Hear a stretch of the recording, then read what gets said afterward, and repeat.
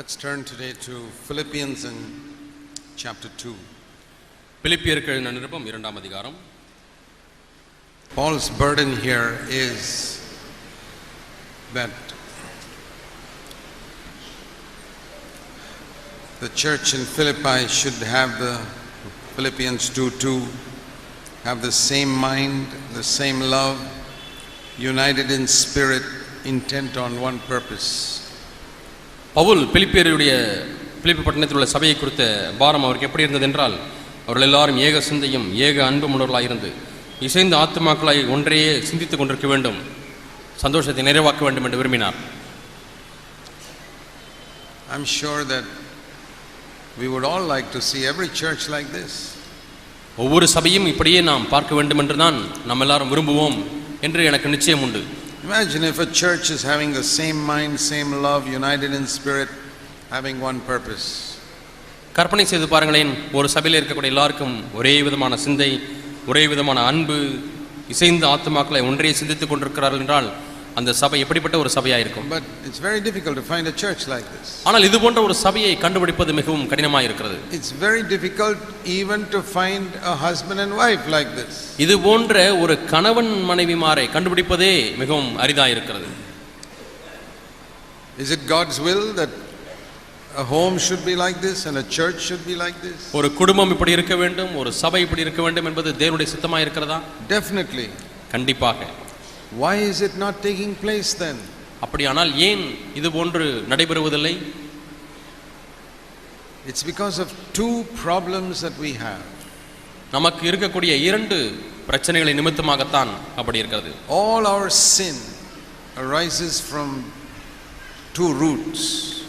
நம்முடைய வாழ்க்கையிலே காணப்படுகிற சகல பாவங்களும் இரண்டு வேர்களிலிருந்து வருகிறது. You know, just like when doctors diagnose a disease, மருத்துவர்கள் பரிசோதித்து ஒரு வியாதியை கண்டுபிடிக்கும் பொழுது and they say this disease has come from this root, இந்த வியாதி காணப்படுகிற வியாதியானது இந்த வேறு நிமித்தமாய் வந்தது என்று அடிப்படை காரணங்களை கண்டுபிடிக்கிறார்கள். if you want to cure the sore in your hand, you got to hit the root inside your body. உங்களுடைய கையிலே காணப்படுகிற சிரங்கை நீங்கள் குணப்படுத்த வேண்டுமானால் சரீரத்திலே உள்ளே மருந்து சாப்பிட்டு இந்த வேரை சரி செய்ய வேண்டும். Many problems that we have in our life, நம்முடைய வாழ்க்கையிலே காணப்படுகிற அநேக பிரச்சனைகள், many divisions that we see in homes, குடும்பங்களிலே நாம் காணுகிற எத்தனையோ பிரிவினைகள், the quarrels that we find in many homes, அநேக குடும்பங்களிலே காணப்படுகிற சண்டைகள், and the divisions we find in many churches, அநேக சபைகளிலே காணப்படக்கூடிய பிரிவினைகள் can all be traced to two roots. இவைகள் எல்லாவற்றிற்கும் நாம் இரண்டு காரணங்களை கண்டுபிடிக்கலாம். Two poisons that we have received from Adam. ஆதாமிலிருந்து நாம் பெற்றுக்கொண்ட இரண்டு விஷயங்களிலிருந்து முளைக்கக்கூடிய பாவங்கள் தான் இவைகள். One is selfishness, ஒன்று சுயநலம், and the other is pride. இன்னொன்று பெருமை. Everything comes from these two, all the evils. எல்லா தீமைகளுமே இந்த இரண்டு காரியங்களிலிருந்து புறப்படுகிறது. The Bible says the love of money is the root of all sorts of evil. பண ஆசை எல்லா தீமைக்கும் வேறா இருக்கிறது என்று வேதம் சொல்கிறது. But love of money comes out of the root of selfishness. இந்த பண ஆசை என்பது சுயநலம் என்கிற வேரிலிருந்து வருகிறது. Out of self-centeredness. தன்னையே மையமாய் கொண்டிருக்கக்கூடிய ஒரு வாழ்க்கை. I think of myself. எப்பொழுது பார்த்தாலும் நான் என்னை குறித்து எண்ணிக்கொண்டிருக்கிறேன். So I love money. ஆகவே பணத்தை நேசிக்கிறேன். And so it says, ஆகவே இங்கே பார்க்கிறோம், if you want to be of the same mind, same love, united in spirit, intent on one purpose, ஒரே விதமான சிந்தை, ஒரே விதமான அன்பு, இசைந்த ஆத்துமாக்களாய் ஒன்றே சிந்தித்துக் கொண்டிருக்க வேண்டுமானால், then you have to take a decision in your life. உங்களுடைய வாழ்க்கையிலே நீங்கள் ஒரு தீர்மானத்தை எடுக்க வேண்டும். Verse 3, 3ஆம் வசனம், do nothing from selfishness and do nothing from pride. ஒன்றையும் பெருமையினாலாவது ஒன்றையும் தன்னலத்தினாலாவது செய்யாமல் இருக்க வேண்டும். See, he says these are the two reasons. இந்த இவைகள் தான் இரண்டு காரணங்கள் என்று பவுல் சொல்கிறார். Now the question is this, இப்பொழுது கேள்வி என்ன தெரியுமா? can I live a life where I do nothing from selfishness சுயநலத்திலிருந்து ஒன்றும் செய்யாத ஒரு வாழ்க்கையை வாழ முடியுமா? and nothing from pride? பெருமையிலிருந்து ஒன்றும் செய்யாத ஒரு வாழ்க்கையை வாழ முடியுமா? And immediately the devil says, no, that is impossible. உடனடியாக பிசாசு என்ன சொல்கிறான் தெரியுமா? அது கூடாது, முடியாது. That is an old thing that the devil has set for 6,000 years, it is impossible to obey God's command. 6000 ஆண்டுகளாக பழைய கதையே பிசாசு சொல்லிக் கொண்டே இருக்கிறான். தேவனுக்கு கீழ்ப்படிவது மனிதனால் கூடாத காரியம். And there are millions of people who have believed the devil for 6,000 years. 6000 ஆண்டுகளாக லட்சக்கணக்கான மக்கள் பிசாசுடைய பொய்யை நம்பியே வாழ்ந்திருக்கிறார்கள். God says, do nothing from selfishness and nothing from pride. ஒன்றையும் பெருமையினாலாவது சுயநலத்தினாலாவது செய்ய வேண்டாம் என்று தேவன் சொல்கிறார். And the devil says, no, that is impossible. இல்லை, அது கூடாத காரியம் என்று பிசாசு சொல்கிறார். And even believers say, விசுவாசிகளும் கூட சொல்கிறார்கள், Satan, you are right. சாத்தானே, நீ சொல்வது சரி, God is wrong. தேவன் சொல்வது தவறு. It is impossible to live a life where I do nothing from selfishness and nothing from pride. சுயநலத்தின் அடிப்படையிலே பெருமையின் அடிப்படையிலே ஒன்றும் செய்யாத ஒரு வாழ்க்கையை வாழ்வது என்பது கூடாத காரியம் என்று நாம் சொல்கிறோம். So as long as we believe the devil, we are not going to be united in spirit. பிசாசை எவ்வளவு நாட்களாய் நாம் நம்பிக்கொண்டு இருக்க போகிறோமோ அந்த அளவு நாட்கள் வரைக்கும் நாம் இந்த வாழ்க்கை வாழ முடியாது, பாவத்தின் விடுதலையாக முடியாது. The Lord once told the Israelites, go and possess the land of Canaan. நீங்கள் போய் கானான் தேசத்தை சுதந்தரித்துக் கொள்ளுங்கள் என்று தேவன் இஸ்ரவேலர்களுக்கு சொன்னார். And the devil told them, no, you can't possess that land, there are too many giants there. ஐயோ, அங்கே எவ்வளவு ராட்சதர்கள் எல்லாம் இருக்கிறார்கள், நீங்கள் கானான் தேசத்தை சுதந்தரிக்க முடியாது என்று பிசாசு சொன்னான். And they believed the devil. பிசாசை நம்பினார்கள். And that is written in the Bible, that because they believed the devil, they wandered in the wilderness for 40 years. பிசாசு சொன்னதை அவர்கள் விசுவாசித்தபடினாலே வனாந்தரத்திலே 40 ஆண்டுகள் அலைந்தார்கள் என்று நமக்காக எழுதப்பட்டிருக்கிறது. The whole Old Testament is full of examples of people who believed what the devil said rather than what God said. தேவன் சொல்வதை காட்டிலும் பிசாசு சொல்வதையே நம்பின மக்களுடைய சரித்திரத்தினாலே பழைய ஏற்பாடு முழுவதுமா நிரம்பி இருக்கிறது. So we must take a lesson from that. ஆகவே அவைகளிலிருந்து நாம் ஒரு பாடத்தை கற்றுக்கொள்ள வேண்டும்.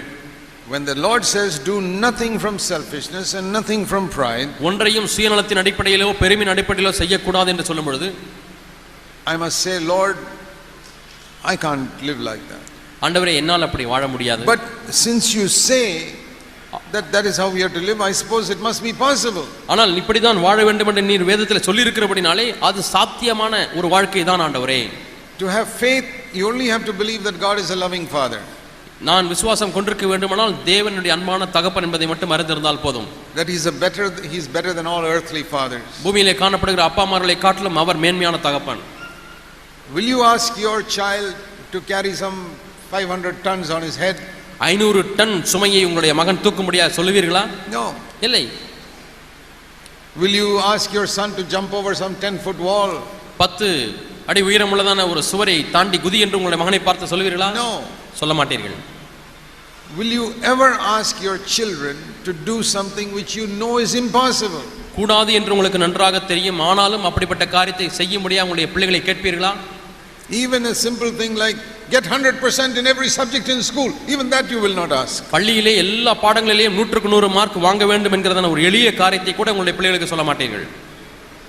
And if we fathers don't make such demands on our children which we know are impossible, கூடாது என்று அறிந்திருக்கிற காரியங்களிலே நாம் தகப்பன்களாக இருக்கக்கூடிய நாம் பிள்ளைகளிடத்திலே நாம் கேட்காது இருக்கும் பொழுது, how will Almighty God ask us to do something which is impossible? நம்மால் கூடாத காரியத்தை எப்படி பரம தகப்பன் செய்யுங்கள் என்று கேட்க முடியும்? When he says do nothing from selfishness and from pride, it is possible. ஒன்றையும் சுயநலத்தினாலாவது பெருமையினாலாவது செய்யாதீர்கள் என்று சொன்னால் அது ஒரு கூடிய காரியம், சாத்தியமான காரியம். God said to the 600,000 Israelites, go and take Canaan, it was possible. 600,000 மக்களை பார்த்து நீங்கள் போய் கானான் தேசத்தை சுதந்திரீங்கள் என்று சொன்னால் அது கூடுங்கிற ஒரு காரியம் தான். But only 2 people said it is possible. ஆனால் 2 மக்கள் மட்டுமே அது முடியும் என்று சொன்னார்கள். All the others said not possible. மற்ற எல்லாரும் அது முடியாது என்று சொல்லிவிட்டார்கள். It doesn't matter if 600,000 people say it's not possible. 600,000 மக்கள் முடியாது என்று சொன்னாலும் பரவாயில்லை. When 2 people believed God and they experienced it. 2 பேர் அதை நம்பினார்கள், அதை அனுபவித்தார்கள். In the same way you can have 600,000 believers who read this verse and say no, it's not possible. அதே போல இன்றைக்கும் 600,000 மக்கள் இந்த வசனத்தை வாசித்து இது கூடாத காரியம் என்று சொல்லலாம். But there are 2 people who will say yes, it's possible. ஆனால் 2 பேர் அது முடியும் என்று சொல்கிறார்கள். And those 2 people will accomplish God's purpose. அந்த 2 பேருமே தேவனுடைய நோக்கத்தை தங்கள் வாழ்க்கையில் சாதிப்பார்கள். And the rest will spend all their earthly life wandering in the wilderness. மீதியுள்ள அனைவருமே தங்கள் வாழ்நாள் காலத்திலே வனாந்தரத்திலே அலைந்து திரிவது போல தங்கள் வாழ்நாட்களை வீணாக்குவார்கள். Now let's see what it says further. மீண்டுமா என்ன சொல்லி இருக்குது என்று பார்ப்போம் கீழே. Do nothing from selfishness and nothing from pride. ஒன்றையும் பெருமையினாலாவது சுயநலத்தினாலாவது செய்யாதிருங்கள். But have humility of mind ஆனால் தாழ்மையான சிந்தையை கொண்டிருங்கள். And regard other people as more important than yourself. ஒருவரை ஒருவர் தங்களிலும் மேன்மையானவர்களாக எண்ண கடவீர்கள். That's dealing with the first problem of pride. இதுதான் பெருமை என்கிற முதல் பிரச்சனைக்குள்ள தீர்வு. With humility of mind, மனத்தாழ்மையிலே look at other people around you உங்களை சுற்றி உள்ள மக்களை and treat them as more important than yourself. உங்களை காட்டிலும் அவர்களை முக்கியமானவர்களாக கருதுங்கள். Now you must not read it wrongly. தவறாக நீங்கள் வாசித்து விடக் கூடாது. I have met many believers who read it wrongly. அநேக விசுவாசிகள் இதை தவறாக வாசிக்கிறார்கள். They read it that treat everybody as more spiritual than yourself. உங்களை சுற்றிலும் உள்ள மற்றவர்களை உங்களை காட்டிலும் அவர்களை ஆவிக்குரியவர்களாக அதிக ஆவிக்குரியவர்களாக எண்ணுங்கள் என்று எண்ணுகிறார்கள். How can I do that? அதை எப்படி நான் செய்ய முடியும்? When I know that somebody is a carnal Christian, how can I imagine that he is more spiritual than me? ஒருவன் மாம்சீக கிறிஸ்தவனாய் இருக்கும் பொழுது என்னை காட்டிலும் அவர் அதிக ஆவிக்குரியவர் என்று எப்படி எண்ணுவது? How can I imagine that Judas Iscariot is more spiritual than I am? யூதாஸ் காரியத் என்னை காட்டிலும் அதிக ஆவிக்குரியவன் என்று எப்படி எண்ணுவது? How can I imagine that Hitler and Saddam Hussein and all are more spiritual than I am? ஹிட்லரும் சதாம் ஹுசேனும் என்னை காட்டிலும் அதிக ஆவிக்குரியவர்கள் என்று எப்படி சிந்திப்பது? Even the apostle Paul did not look at the Corinthians and say, "Oh, you fellows are more spiritual than me." அப்போஸ்தலனாகிய பவுல் கூட கொரிந்து விசுவாசிகளை பார்க்கும் பொழுது நீங்கள் எல்லாரும் என்னை கூட அதிக ஆவிக்குரியவர்கள் என்று சொல்லவில்லை. No. இல்லை. He said, "I am spiritual, you are carnal." நான் ஆவிக்குரியவனாக இருக்கிறேன், நீங்கள் மாம்சத்துக்குரியவராக இருக்கிறீர்கள் என்று சொன்னார். That's not what it says here. இந்த வசனத்திலே அப்படி அர்த்தப்படுத்தி சொல்லவில்லை. It says treat them as more important. அவர்களை முக்கியமானவர்களாக கருதுங்கள். That is what Jesus did. அதைத்தான் இயேசு செய்தார். He did not treat the believers as, "Oh, you are all disciples are more spiritual than me." இயேசு கிறிஸ்து தம்முடைய மக்களை எல்லாம் பார்த்து நீங்கள் எல்லாம் சிஷ்யர்களை பார்த்து என்னை காட்டிலும் நீங்கள் எல்லாரும் அதிக ஆவிக்குரியவர்கள் என்று சொல்லவில்லை. But he said, "You are more important than me." ஆனால் என்னை காட்டிலும் நீங்கள் அதிக முக்கியமானவர்கள் என்று சொன்னார். I am your servant, that's why I am washing your feet. நான் உங்களுக்கு பணியாளனாகவே தான் உங்களுடைய பாதங்களை கழுவுகிறேன். You are all big people sitting at the table. நீங்கள் எல்லாரும் மேஜையில உட்கார்ந்து இருக்கக்கூடிய பெரிய மக்கள். You are more important, that is why I am washing your feet. நீங்கள் அதிக முக்கியமானவர்களாகவே தான் உங்கள் பாதங்களை நான் கழுவுகிறேன் என்று சொல்கிறார்.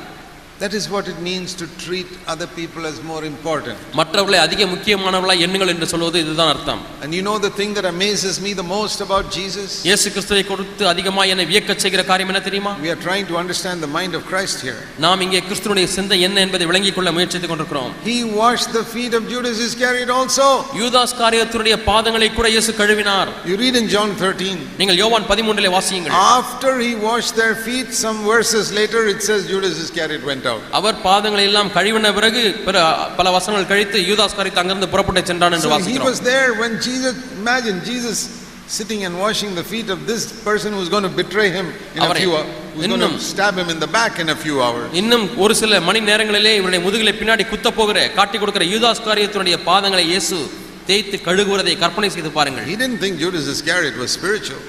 யூதாஸ் காரியத்தை ஆவிக்குரியவன் என்று அவர் எண்ணவில்லை. But even a deceiver and a betrayer like you, I will treat you as more important than wash your feet. வஞ்சிக்கிற காட்டி கொடுக்கிற உன்னை போன்ற ஒருவனை கூட நான் முக்கியமானவனாய் கருதி உன்னுடைய பாதங்களை கழுவுவேன் என்று ஆண்டவர் சொன்னார். That is the example Jesus Christ our Lord has set for us. நம்முடைய ஆண்டவராகிய இயேசு கிறிஸ்து இந்த மாதிரியை தான் நமக்காக வைத்து விட்டு போனார். And every believer who walks in the footsteps of Jesus, இயேசு கிறிஸ்துவினுடைய அடிச்சுவடுகளிலே நடக்கிற ஒவ்வொரு விசுவாசியும், and is willing to treat other people like that, மற்றவர்கள் இது போல நடத்தும்படியாய் அவன் மனதுள்ளவனாய் இருக்கிறான். he will live an overcoming life. அப்படிப்பட்டவன் ஒரு வெற்றி வாழ்க்கை வாழ்வான். The second thing it says is, அவர் சொல்லுகிற இரண்டாவது காரியம் verse 4, 4ஆம் வசனம், don't look out only for your interests, ஒவ்வொரு முறையும் உங்களுக்கானவைகளையே நீங்கள் தேட வேண்டாம், also for the interests of others. பிறருக்கானவைகளையும் நோக்குவானாக. He's not saying don't look at your interests at all. உன்னுடைய விருப்பத்தை பார்க்கவே கூடாது என்று சொல்லவில்லை. But he says don't look only at your own interests. ஆனால் உங்களுடைய சொந்த விருப்பங்களை மட்டும் பார்த்து கொண்டே இருக்க வேண்டாம். Think of the interests of others also. மற்றவர்களுடைய விருப்பத்தையும் நிறைவேற்றுங்கள், எண்ணி பாருங்கள். So these are the two things he says. ஆகவே அவர் சொல்லுகிற இந்த இரண்டு காரியங்களை பாருங்கள். Consider others as more important. மற்றவர்களை உங்களை காட்டிலும் முக்கியமானவர்களாக எண்ணுங்கள். That deals with the pride problem. அது பெருமை என்ற பிரச்சனையோடு கூட இடைபடுகிறது. And think of the interests and needs of other people also. That deals with the selfishness problem. மற்ற மக்களுடைய விருப்பங்களையும் அவருடைய தேவைகளையும் எண்ணி பாருங்கள். அது சுயநலம் என்கிற பிரச்சனைக்கு தீர்வு கொடுக்கிறது. You want to read this again very slowly. மீண்டுமா இதை நீங்கள் மெதுவாக வாசித்து பாருங்கள். If you want unity in your home, உங்கள் குடும்பத்திலே ஐக்கியம் வேண்டுமானால், what shall I tell husband and wife? கணவன் மனைவிக்கு நான் என்ன சொல்லட்டும்? Because most of the Christian homes I have met, நான் சந்தித்த அநேக கிறிஸ்தவ குடும்பங்கள், there is no unity between husband and அங்கே wife. கணவனுக்கு மனைவிக்கும் ஒரு மனம் இல்லை. You think it is only in your family there is no unity between husband and wife? உன்னுடைய குடும்பத்தில் மட்டும்தான் எனக்கும் மனைவிக்கும் ஒருமனம் இல்லை என்று சொல்லுகிறீர்களா? 90% of believers' homes are like that. 90% விசுவாசிகளுடைய குடும்பங்கள் அப்படித்தான் இருக்கிறது. That doesn't mean it is right. அது சரி என்று பொருள் அல்ல. It's 100% wrong. 100% அது தவறான காரியம். Supposing I told you that 600,000 believers' homes are like that, you will find 2 believers' homes where they are united. 600,000 மக்களுடைய குடும்பங்களிலே இப்படி இருக்கிறது என்று சொன்னால் 2 விசுவாசிகளுடைய குடும்பங்களிலே வித்தியாசமானதா இருக்கிறது. That is like the Israelites in the wilderness. இஸ்ரவேல் மக்களுடைய காரியத்தை போலவே வனாந்தரத்திலே 600,000 people wandering in the wilderness, 2 people entering Canaan. 600,000 மக்கள் அந்த வனாந்தரத்தில் அலைந்து கொண்டிருக்கிறார்கள், 2 பேர் கானான் தேசத்துக்குள்ளாக பிரவேசிக்கிறார்கள். So that is how it is. இப்படித்தான் காரியங்கள் இருக்கிறது. Among 600,000 homes of believers, 600,000 குடும்பங்களுடைய விசுவாசிகளுடைய குடும்பங்களிலே you will find 2 believers where husband and wife are united. கணவனும் மனைவியும் இணைந்திருக்கக்கூடிய 2 குடும்பங்களை மட்டுமே பார்க்க முடிகிறது. Where they never fight with each other. ஒரு காலம் ஒருவரோடு சண்டை பண்ணாதவர்கள். Where they live in peace. சமாதானத்தோடு வாழ்கிறவர்கள். But that is God's will for all our homes. ஆனால் நம்முடைய எல்லா குடும்பங்களை குறித்தும் தேவ சித்தம் இப்படித்தான் இருக்கிறது. Why have you allowed the devil to come and destroy that unity in your home? உங்களுடைய குடும்பத்திலே பிசாசு வந்து அந்த ஒருமனதை கொடுப்பதற்கு ஏன் அனுமதித்தீர்கள்? But you can have it different this year onwards. ஆனால் இந்த வருடத்திலிருந்து வித்தியாசமான குடும்ப வாழ்க்கையை நீங்கள் பெற்றுக்கொள்ள முடியும். Please believe that this life is possible for you. இந்த வாழ்க்கை உங்களுக்கு சாத்தியம் என்று நம்புங்கள். Ask the Holy Spirit to help you. பரிசுத்த ஆவியானவரை உதவி செய்யும்படியாக கேளுங்கள். Do nothing from selfishness. தன்னலத்தினாலே ஒன்றையும் செய்ய வேண்டாம். Think of the interest of the others. மற்றவருடைய விருப்பங்களை நோக்குங்கள். Husband, புருஷர்களே, think of the interest of your wife, not about yourself only. எப்பொழுது பார்த்தாலும் உங்களை பற்றி எண்ணிக்கொண்டே இருக்க வேண்டாம். மனைவியுடைய விருப்பம் என்ன, அவங்க என்ன தேவை என்று எண்ணி பாருங்கள். Think how she is struggling doing so many things. நிறைய வீட்டு வேலைகள் எல்லாம் செய்வதில் எவ்வளவு போராட்டம் மனைவிக்கு இருக்கிறது என்று எண்ணி பாருங்கள். See if you can help her. அவளுக்கு உதவி செய்ய முடியுமா என்று பாருங்கள். I have sometimes used this example. சில சமயத்தில் இந்த உதாரணத்தை பயன்படுத்தி இருக்கிறேன். A house, a mother with small children. ஒரு குடும்பத்திலே சிறு பிள்ளைகள் இருக்கிறார்கள். One crying, one baby in the cradle. ஒரு குழந்தை தொட்டிலில் தூங்கிக் கொண்டிருக்கிறது, இன்னொரு குழந்தை அழுது கொண்டிருக்கிறது. Busy cooking in the kitchen. இந்த தாயோ வீட்டிலே சமைப்பதிலே ஈடுபட்டிருக்கிறார்கள். He didn't get much sleep at night because of the baby crying. அந்த குழந்தை இரவு முழுவதும் அழுது கொண்டிருந்தபடினால இரவிலே தூங்க முடியவில்லை. And what is the husband doing? கணவன் என்ன செய்து கொண்டிருக்கிறார்? He is reading the Bible. அவர் வேதத்தை தியானித்துக் கொண்டிருக்கிறார், வாசித்துக் கொண்டிருக்கிறார். Oh God, speak to me. தேவனே என்னோடு கூட பேசும். I want to understand this Hebrews chapter 7. ஆண்டவரே, எபிரேயர் 7ஆம் அதிகாரம் எனக்கு விளங்கவில்லை. ஆண்டவரே என்னோடு கூட பேசும். What is the meaning of Melchizedek? மெல்கிசேதேக்கினுடைய அர்த்தம் என்ன ஆண்டவரே? And God says, you want to hear me? ஆண்டவர் என்ன சொல்கிறார்? நான் பேசுகிறதை நீ கேட்க வேண்டுமா? Shut your Bible and go and help your wife. வேதத்தை மூடி வைத்து விட்டு போய் உன்னுடைய மனைவிக்கு சமையலறையில் உதவி செய். You don't need to know the meaning of Melchizedek. You need to help your wife. மெல்கிசேதேக்கின் அர்த்தம் எல்லாம் உனக்கு தெரிய தேவையில்லை. போய் மனைவிக்கு உதவி செய். But do you think that husband will do that? ஆனால் புருஷன் அப்படி செய்வார் என்று எண்ணுகிறீர்களா? Oh Lord, what is the meaning of this tabernacle? இந்த ஆசரிப்பு கூடாரத்தினுடைய அர்த்தம் என்ன ஆண்டவரே? And the wife is struggling there in the kitchen. மனைவி சமையலறையிலே போராடி கொண்டிருக்கிறாள். How can you be a Christian? எப்படி நீங்கள் ஒரு கிறிஸ்தவராய் இருக்க முடியும்? Don't think of your own personal interests. உங்களுடைய சொந்த விருப்பங்களை குறித்து எண்ணிக்கொண்டிருக்க வேண்டாம். Think of the interests of others. மற்றவருடைய விருப்பங்கள் என்ன என்பதை நோக்கி பாருங்கள். And I can say to the wife also. அதே காரியத்தை மனைவிக்கும் சொல்ல முடியும். Maybe you had a difficult day during the day looking after the children and so many things. நாள் முழுவதுமாய் பிள்ளைகளை பராமரிப்பதிலும் சமைப்பதிலும் ஊட்டுவதிலும் நீங்கள் நாள் முழுவதுமாய் களைத்து போய் விட்டீர்கள், உண்மைதான். And your husband comes at 6 or 7 o'clock. 6 அல்லது 7 மணிக்கு வேலை முடித்து உங்களுடைய கணவர் திரும்பி வருகிறார். And as soon as he opens the door, அவர் கதவை திறந்தவுடனே, why you're so late? ஏன் இன்னைக்கு இவ்வளவு லேட்டா வந்தீங்க? He already so many people shouted at him in the office. ஏற்கனவே அலுவலகத்தில் பலர் அவரை திட்டி விட்டார்கள். Now he comes to the home thinking there'll be some peace here. இப்போது வீட்டுக்கு வந்தாலாவது கொஞ்சம் சமாதானம் கிடைக்கும் என்று வருகிறார். As soon as the door opens, there is கதவு திறக்கப்பட்ட உடனே like a volcano blast. அங்கே ஒரு எரிமலை வெடிக்கிறது போல. You think you only had a difficult time in the day in your house? உங்களுடைய வீட்டிலே உங்களுக்கு மட்டும்தான் கஷ்டமான நேரம், கடினமான வேலை என்று எண்ணிக்கொண்டிருக்கிறீர்களா? Your husband also probably had a very difficult day in the office. ஒருவேளை உங்களுடைய கணவர் அலுவலகத்திலே படாத பாடுபட்டு கஷ்டப்பட்டு வேலை செய்து திட்டு வாங்கி வந்து இருக்கிறார். To earn money to take care of your house rent and children's school fees and வீட்டு செலவுகளை சந்திப்பதற்கும் பிள்ளைகளுடைய பள்ளி கல்லூரி கட்டணத்தை செலுத்துவதற்கும் சம்பாதிப்பதற்கு அலுவலகத்திலே பாடுபட்டு வந்திருக்கிறார். Think of the other person's interests. மற்றவருடைய விருப்பங்களை எண்ணி பாருங்கள். It's a very simple law. மிகவும் எளிய ஒரு பிரமாணம். Don't think only of your problem. உங்களுடைய பிரச்சனையை மட்டும் எண்ணிக்கொண்டே இருக்க வேண்டாம். Think of the other person's problems also. பிறருக்கானவைகளையும் நீங்கள் நோக்கி பாருங்கள். Think if this year onwards, இந்த வருஷத்திலிருந்து எண்ணி பாருங்கள், let us forget all the past. கடந்த காலமாகவே போய்விடட்டும். We have done so many wrong things. எவ்வளவு தவறான காரியங்களை செய்திருக்கிறோம். Say, Lord, let your blood cleanse and blot out all that. ஆண்டவரே, உம்முடைய இரத்தம் அவைகள் எல்லாம் கழுவி அதை நீக்கி சுத்திகரித்து விடட்டும். You know what is my desire? என்னுடைய விருப்பம் என்ன தெரியுமா? That every home here இங்கே இருக்கக்கூடிய ஒவ்வொரு குடும்பமும் will have peace during this coming year. இந்த வருகிற வருஷத்திலே சமாதானம் காணப்பட வேண்டும். I wish you could have the peace I have in my heart, in my home. என்னுடைய இருதயத்திலேயும் என்னுடைய குடும்பத்திலேயும் இருக்கிற சமாதானம் உங்களுடைய குடும்பத்திலும் இருக்க வேண்டும் என்று நான் விரும்புகிறேன். The peace I have with my wife and my children. என்னுடைய மனைவியோடும் என்னுடைய பிள்ளைகளோடும் எனக்கு இருக்கக்கூடிய சமாதானம். We are not perfect. நாங்கள் பூரணவான்கள் அல்ல. But we have peace. ஆனால் சமாதானம் இருக்கிறது. I wish that for all of you. உங்கள் எல்லாருக்கும் இதையே தான் நான் விரும்புகிறேன். But there is a law. ஆனால் ஒரு பிரமாணம் உண்டு. Don't think of your own interests. உங்களுடைய சொந்த விருப்பங்களை குறித்தே எண்ணிக்கொண்டே இருக்க வேண்டாம். Yes, we had many problems today.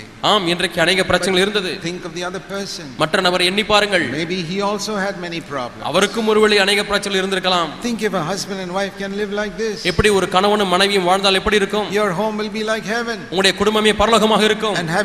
And the next thing அடுத்த காரியம் is என்னவென்றால், don't consider the other person as more important. மற்ற நபரை உங்களிலும் முக்கியமானவர்களாக எண்ணுங்கள். I'm not saying that you should make the wife the head of the house. உடனே உங்களுடைய மனைவியை வீட்டுக்கு தலையாய் ஆக்க வேண்டும் என்று நான் சொல்லவில்லை. No, Jesus was the head of his disciples. சீஷர்களுக்கு இயேசு தலையாக இருந்தார். He said, you call me master and lord, and that is what I am. ஆண்டவரே, எஜமானனே என்று என்னை அழைக்கிறீர்களா? ஆம், நான் ஆண்டவர் எஜமானன். But even though I am your lord, I washed your feet. நான் உங்களுக்கு ஆண்டவராய் இருந்து உங்களுடைய பாதங்களை நான் கழுவினேன். Can you as a husband, head of the house, wash the feet of your wife? வீட்டிற்கு தலையாய் இருக்கக்கூடிய கணவனாய் இருக்கக்கூடிய நீங்கள் மனைவியுடைய பாதங்களை கழுவ முடியுமா? Consider each other as more important than yourself. உங்களிலும் பிறரை மேன்மையானவர்களாக முக்கியமானவர்களாக எண்ணுங்கள். Be willing to do any dirty job for each other. ஒருவருக்கொருவர் எந்த அசுத்தமான வேலையா இருந்தாலும் செய்வதற்கு மனமுள்ளவர்களாக இருங்கள். Any lowly job. எந்த தனி வேலையா இருந்தாலும் சரி. Only two things. இரண்டு காரியங்கள் தான். Deal with your pride. பெருமையோடு கூட இடைபடுங்கள். Deal with your selfishness. உங்களுடைய சுயநலத்தோடு கூட இடைபடுங்கள். And then he says, பிறகு சொல்கிறார், verse 5, 5ஆம் வசனம், this is the mind of Christ. இதுதான் கிறிஸ்து இயேசுவுடைய சிந்தை. This is the mind of Christ, verse 5. 5ஆம் வசனம், இதுதான் கிறிஸ்துவினுடைய சிந்தை. Have the same mind that was in Christ Jesus. கிறிஸ்து இயேசுவில் இருந்த அதே சிந்தையே உங்களிலும் இருக்க கடவது. So now we understand what the mind of Christ was like. இப்பொழுது கிறிஸ்துவினுடைய சிந்தை எப்படி இருக்கிறது என்று நாம் விளங்கிக் கொண்டோம். It was a mind that was completely free from selfishness. முற்றிலுமாக சுயநலத்திலிருந்து விடுதலையான ஒரு சிந்தை. Completely free from pride. பெருமையிலிருந்து முற்றிலுமாய் விடுதலையான ஒரு சிந்தை. And he says, I'll give you an example. அவர் நமக்கு ஒரு மாதிரியை கொடுக்கிறார். He says, Jesus Christ, இயேசு கிறிஸ்து, although he was God, அவர் தேவனாய் இருந்தும், from all eternity he was God, நித்தியமாக அவர் தேவனாய் இருக்கிறார். he did not hold on to that position and stay there. அந்த ஸ்தானத்தை கட்டி பிடித்துக்கொண்டு அங்கேயே அவர் தங்கி இருக்கவில்லை. If he had stayed there, we would not have been saved. அவர் அங்கேயே அவர் தங்கி இருந்திருப்பாரே, ஆனால் நாம் ரட்சிக்கப்பட்டிருந்திருக்க மாட்டோம். While he was sitting there, அவர் அங்கே உட்கார்ந்து கொண்டிருக்கும் பொழுது, in heaven, அவர் பரலோகத்தில் வீற்றிருக்கும் பொழுது, he did not think of his own interests. Our தனக்கானவைகளையே எண்ணிக்கொண்டிருக்கவில்லை. He did not say, oh, life is so comfortable for me here. ஆகவே என்னுடைய வாழ்க்கையானது மிகவும் வசதியாக இருக்கிறது, சொகுசாக இருக்கிறது, so wonderful here in heaven. பரலோகத்தில் இவ்வளவு அற்புதமாக இருக்கிறது வாழ்க்கை. All the angels are worshiping me. எல்லா தூதர்களும் என்னை வணங்குகிறார்கள். Oh, it's so wonderful here. அற்புதமாக இருக்கிறதே. He didn't think like that. அப்படி அவர் எண்ணவில்லை. He looked down on the earth and saw us wretched sinners. மேலிருந்து பூமியை கீழ் நோக்கி பார்க்கிறார். இங்கே பரிதாபமான துன்மார்க்கமான பாவிகள் இருக்கிறார்கள். Living a miserable life. ஒரு பரிதாபமான வாழ்க்கை வாழ்ந்து கொண்டிருக்கிறார்கள். On their way to hell.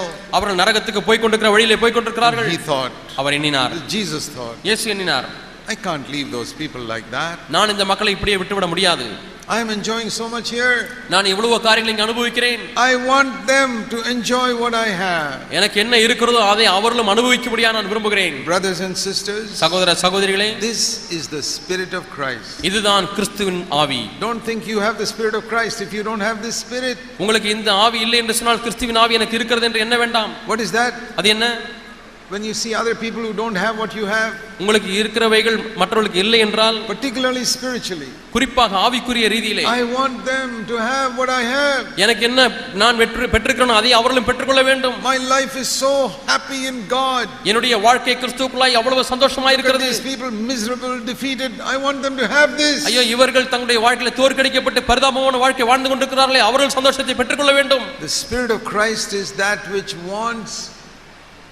makes you want that other people should have what you have. உங்களுக்கு என்ன இருக்கிறதோ அதையே மற்றவர்களும் பெற்றுக்கொள்ள வேண்டும் என்று தான் கிறிஸ்துவினுடைய ஆவி உங்களை சிந்திக்க வைக்கும். If you say, oh, God has given me all this, தேவன் எனக்கு எல்லாவற்றையும் கொடுத்திருக்கிறார், this is all for me to enjoy, இதெல்லாம் நான் அனுபவிக்கும்படியாகத்தான் கொடுத்திருக்கிறார். Those fellows, they are all unfaithful, that's why they didn't get anything. இவர்கள் எல்லாம் உண்மையற்றவர்களாக இருக்கிறார்கள், ஆகவே தான் அவர்களுக்கு ஒன்றும் கிடைக்கவில்லை. I was faithful, நான் உண்மையுள்ளவனாக இருந்தேன், God has given me all this money and all these things. ஆகவே தான் தேவன் இந்த பணம் இந்த காரியங்கள் எல்லாம் எனக்கு கொடுத்திருக்கிறார். Jesus could have said that. இயேசு அப்படி சொல்லி இருந்திருக்கலாம். He could have said in heaven, அவர் பரலோகத்தில் இருந்தார், I've been faithful, நான் உண்மையுள்ளவனாக so இருக்கிறேன், I've got heaven. ஆகவே எனக்கு பரலோகம் கிடைத்தது. Those poor fellows on the earth, பூமியில் இருக்கக்கூடிய பாவப்பட்ட அந்த மக்கள், they have lived in sin, அவர்கள் பாவத்திலே they are all வாழ்ந்தார்கள், unfaithful, அவர்கள் எல்லாம் உண்மையற்றவர்களாக that is why they இருக்கிறார்கள், are suffering. ஆகவே தான் அவர்கள் பாடுபடுகிறார்கள். He could have said that, அவர் அப்படி சொல்லி இருந்திருக்கலாம், but he didn't say that. அவர் அப்படி சொல்லவில்லை.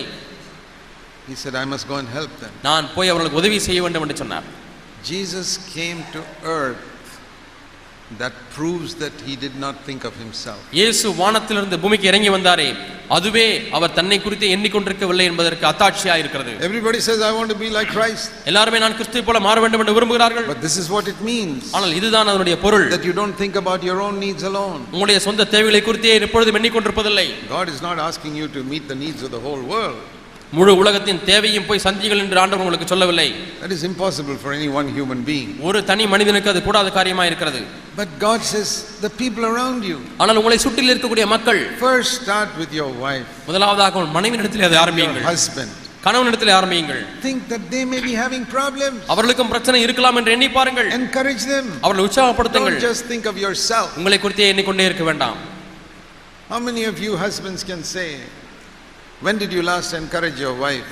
புருஷன்மார்களே, உங்கள் எத்தனை பேர் சொல்ல முடியும், கடைசியாக என்னுடைய மனைவியை நான் இந்த நாளில் உற்சாகப்படுத்தினேன்? When was the last time you said a good word of encouragement to your wife? கடைசியாக நல்ல வார்த்தையை சொல்லி உங்கள் மனைவியை உற்சாகப்படுத்தினது எப்பொழுது? You have to scratch your head and think maybe 5 years ago.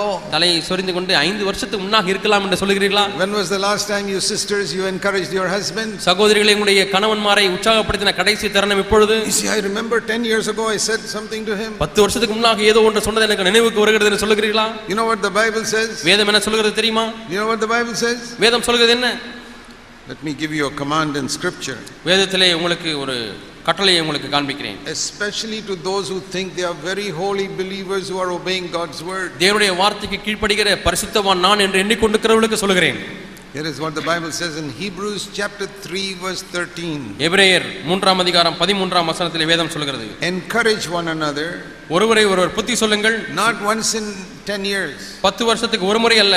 The correct translation is encourage one another. சரியான மொழிபெயர்ப்பு ஒருவரை உற்சாகப்படுத்துங்கள். It's not a very good translation in Tamil. தமிழிலே புத்தி சொல்லுங்கள் என்று சொல்லப்பட்டிருக்கிறது, சரியான மொழிபெயர்ப்பு அல்ல. NASB is the correct translation. NASB லே சரியான மொழிபெயர்ப்பு கொடுக்கப்பட்டிருக்கிறது. Encourage one another. ஒருவரை உற்சாகப்படுத்துங்கள்.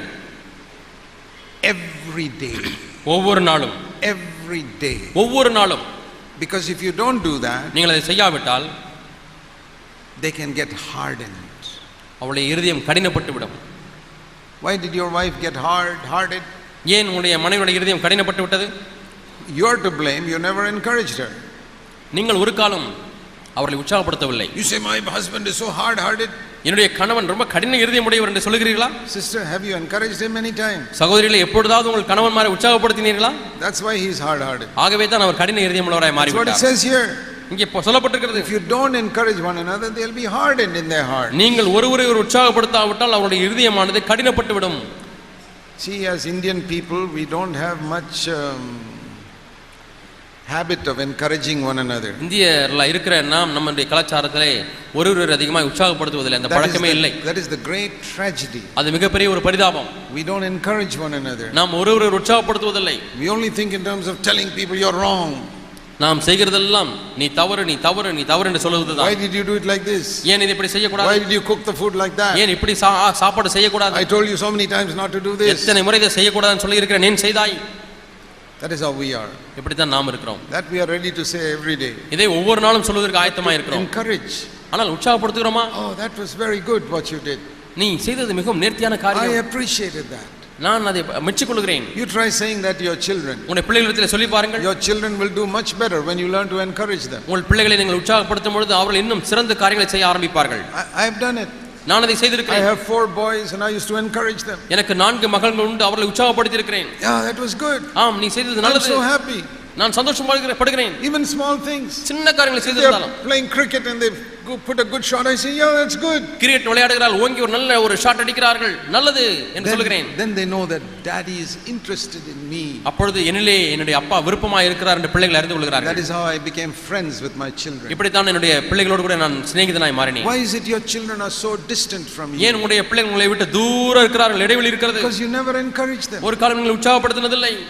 From this year onwards, இந்த வருஷத்திலிருந்து shall we make a decision? நாம் ஒரு தீர்மானத்தை செய்வோமா? All of you. நீங்கள் எல்லாரும். This is not for my good. I'm saying it for your good. என்னுடைய நன்மைக்காக அல்ல, உங்களுடைய நன்மைக்காக சொல்கிறேன். Don't think of yourself. உங்களை குறித்தே எண்ணிக்கொண்டிருக்க வேண்டாம். Think of the other person. மற்ற நபரை குறித்து எண்ணி பாருங்கள். Say, சொல்லுங்கள், how can I encourage my wife? என்னுடைய மனைவியை நான் எப்படி உற்சாகப்படுத்த முடியும்? How can I encourage my husband? என்னுடைய கணவனை எப்படி நான் உற்சாகப்படுத்த How முடியும்? can I encourage my children? என்னுடைய பிள்ளைகளை எப்படி நான் உற்சாகப்படுத்த And முடியும்? some of you may have old parents.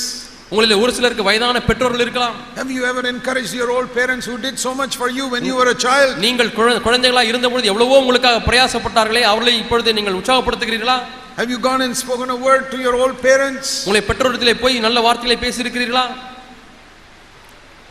We say we are Christians. நாம் கிறிஸ்தவர்கள் என்று சொல்லிக் What கொள்கிறோம். is the difference between us and all the heathen? நமக்கும் புறஜாதியாருக்கும் என்ன வித்தியாசம்?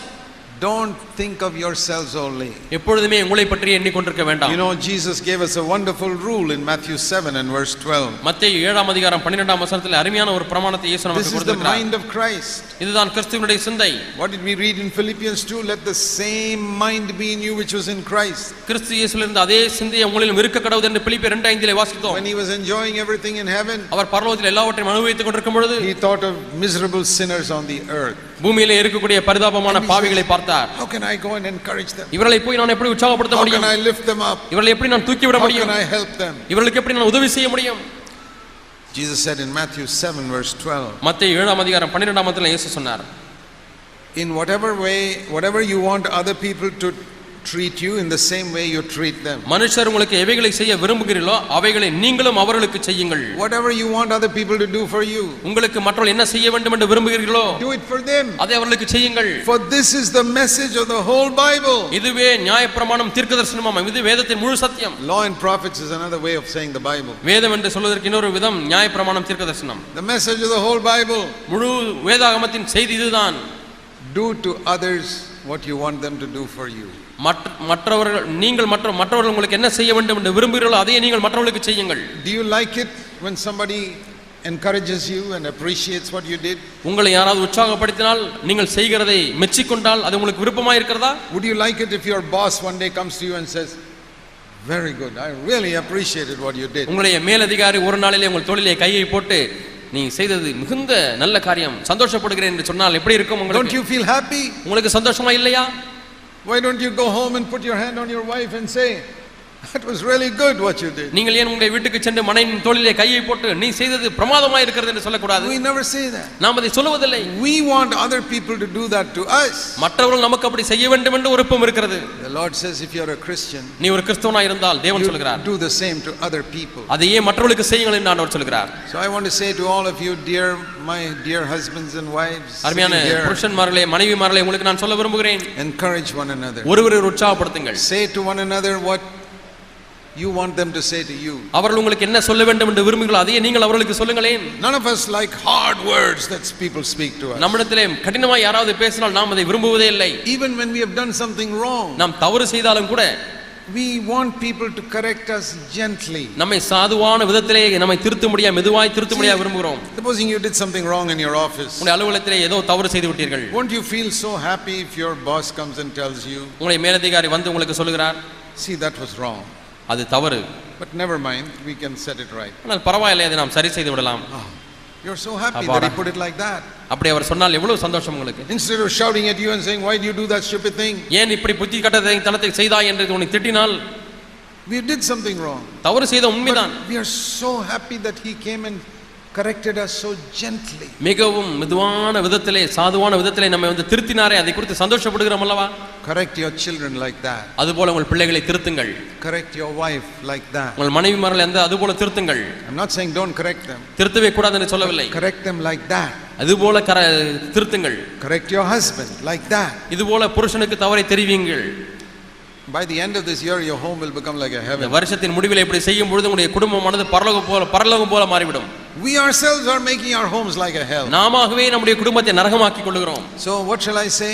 நான் என்ன சொல்லட்டும்? Let this mind be in you in Christ, which was in Christ Jesus. கிறிஸ்து இயேசுவின் இந்த சிந்தை உங்களிலும் இருக்க கடவுது. See, these days we are trying to think about the mind of Christ. இந்த நாட்களிலே கிறிஸ்துவின் சிந்தை என்ன என்பதை குறித்து நாம் சிந்தித்துக் கொண்டிருக்கிறோம். This is the mind of Christ. இதுதான் கிறிஸ்துவின் சிந்தை. He always thought, how can I say something good about that person? இந்த நபரை குறித்து நல்ல காரியத்தை எப்படி நான் சொல்ல முடியும் என்று அவர் சிந்தித்துக் கொண்டிருந்தார். I see a beautiful example in Matthew chapter 8. மத்தேயு 8 ஆம் அதிகாரத்தில் அருமையான ஒரு உதாரணத்தை நான் எண்ணி பார்க்கிறேன். There was this Roman soldier.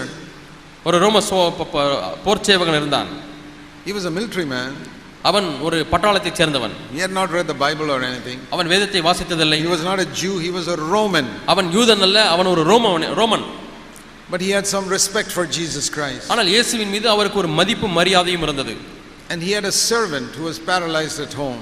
அவனுக்கு ஒரு வேலைக்காரன் இருந்தான். அவன் வாதம் வந்து படுத்திருக்கிறான் வீட்டிலே. Can you imagine a military officer being concerned about his servant who is paralyzed? ஒரு ராணுவத்திலே இருக்கக்கூடிய அதிகாரி தன்னுடைய வீட்டிலே வியாதியாய் படுத்திருக்கக்கூடிய வேலைக்காரனை குறித்து கரிசனைப்படுவதை பார்த்திருக்கிறீர்களா? It's not his son, it is a servant. அது அவனுடைய மகன் அல்ல, அவனுடைய வேலைக்காரன். And he says, அவர் சொல்கிறார், I'll go to Jesus.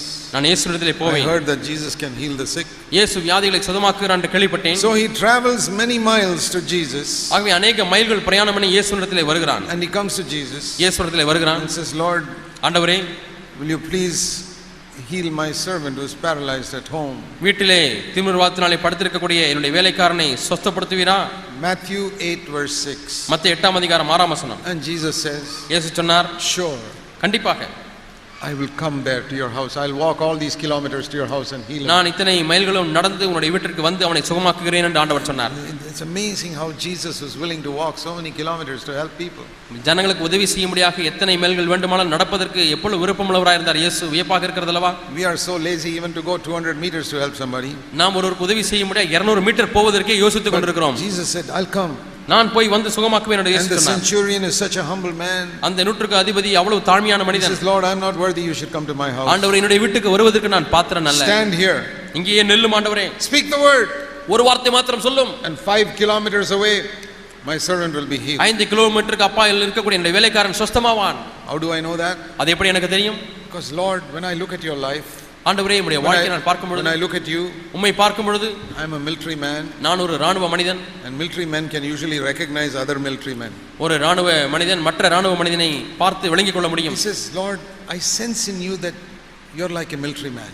ஆண்டவரே, நீரும் ராணுவத்தை சேர்ந்தது போல நான் உணர்கிறேன். Because the way I see you moving around நீர் அங்கமிங்குமாய் நடந்து திரிகிறதை பார்க்கும் பொழுது reminds me of a military man ஒரு மிலிட்டரி மனிதனை எனக்கு ஞாபகம் ஊட்டுகிறது. who is living under somebody's authority. வேறு ஒருவருடைய அதிகாரத்துக்கு கீழாக இருக்கக்கூடிய ஒரு மிலிட்டரி மனிதன். I don't know the Bible, I don't know about your Jewish religion, but you seem to be a man under somebody's authority. எனக்கு வேதமும் தெரியாது, யூத மதமும் தெரியாது, ஆனால் நீர் யாரோ ஒருவருடைய அதிகாரத்துக்கு கீழாக இருந்து வேலை செய்கிறது போல எனக்கு தெரிகிறது. I am also under one general who is my ruler.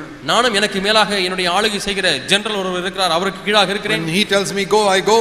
அவர் என்னை பார்த்து போ என்று சொன்னால் நான் He போகிறேன். tells me come, I come. வா என்று சொன்னால் நான் வருகிறேன். And therefore, ஆகவே I have got all these junior soldiers under me. எனக்கு கீழாக இருக்கக்கூடிய இந்த போர் சேவகர்கள், I tell them go. அவர்களை போ என்றால் They go. அவர்கள் போகிறார்கள். I tell them come. வா என்றால் They come. வருகிறார்கள். I tell them left turn. They left turn. Left turn என்று சொன்னால் இடப்பக்கம் திரும்புகிறார்கள். Lord, you can do that. ஆண்டவரே, உம்மால் அதை செய்ய முடியும். Tell that sickness go. அந்த வியாதியை பார்த்து போ என்று சொல்லும். I know it will go.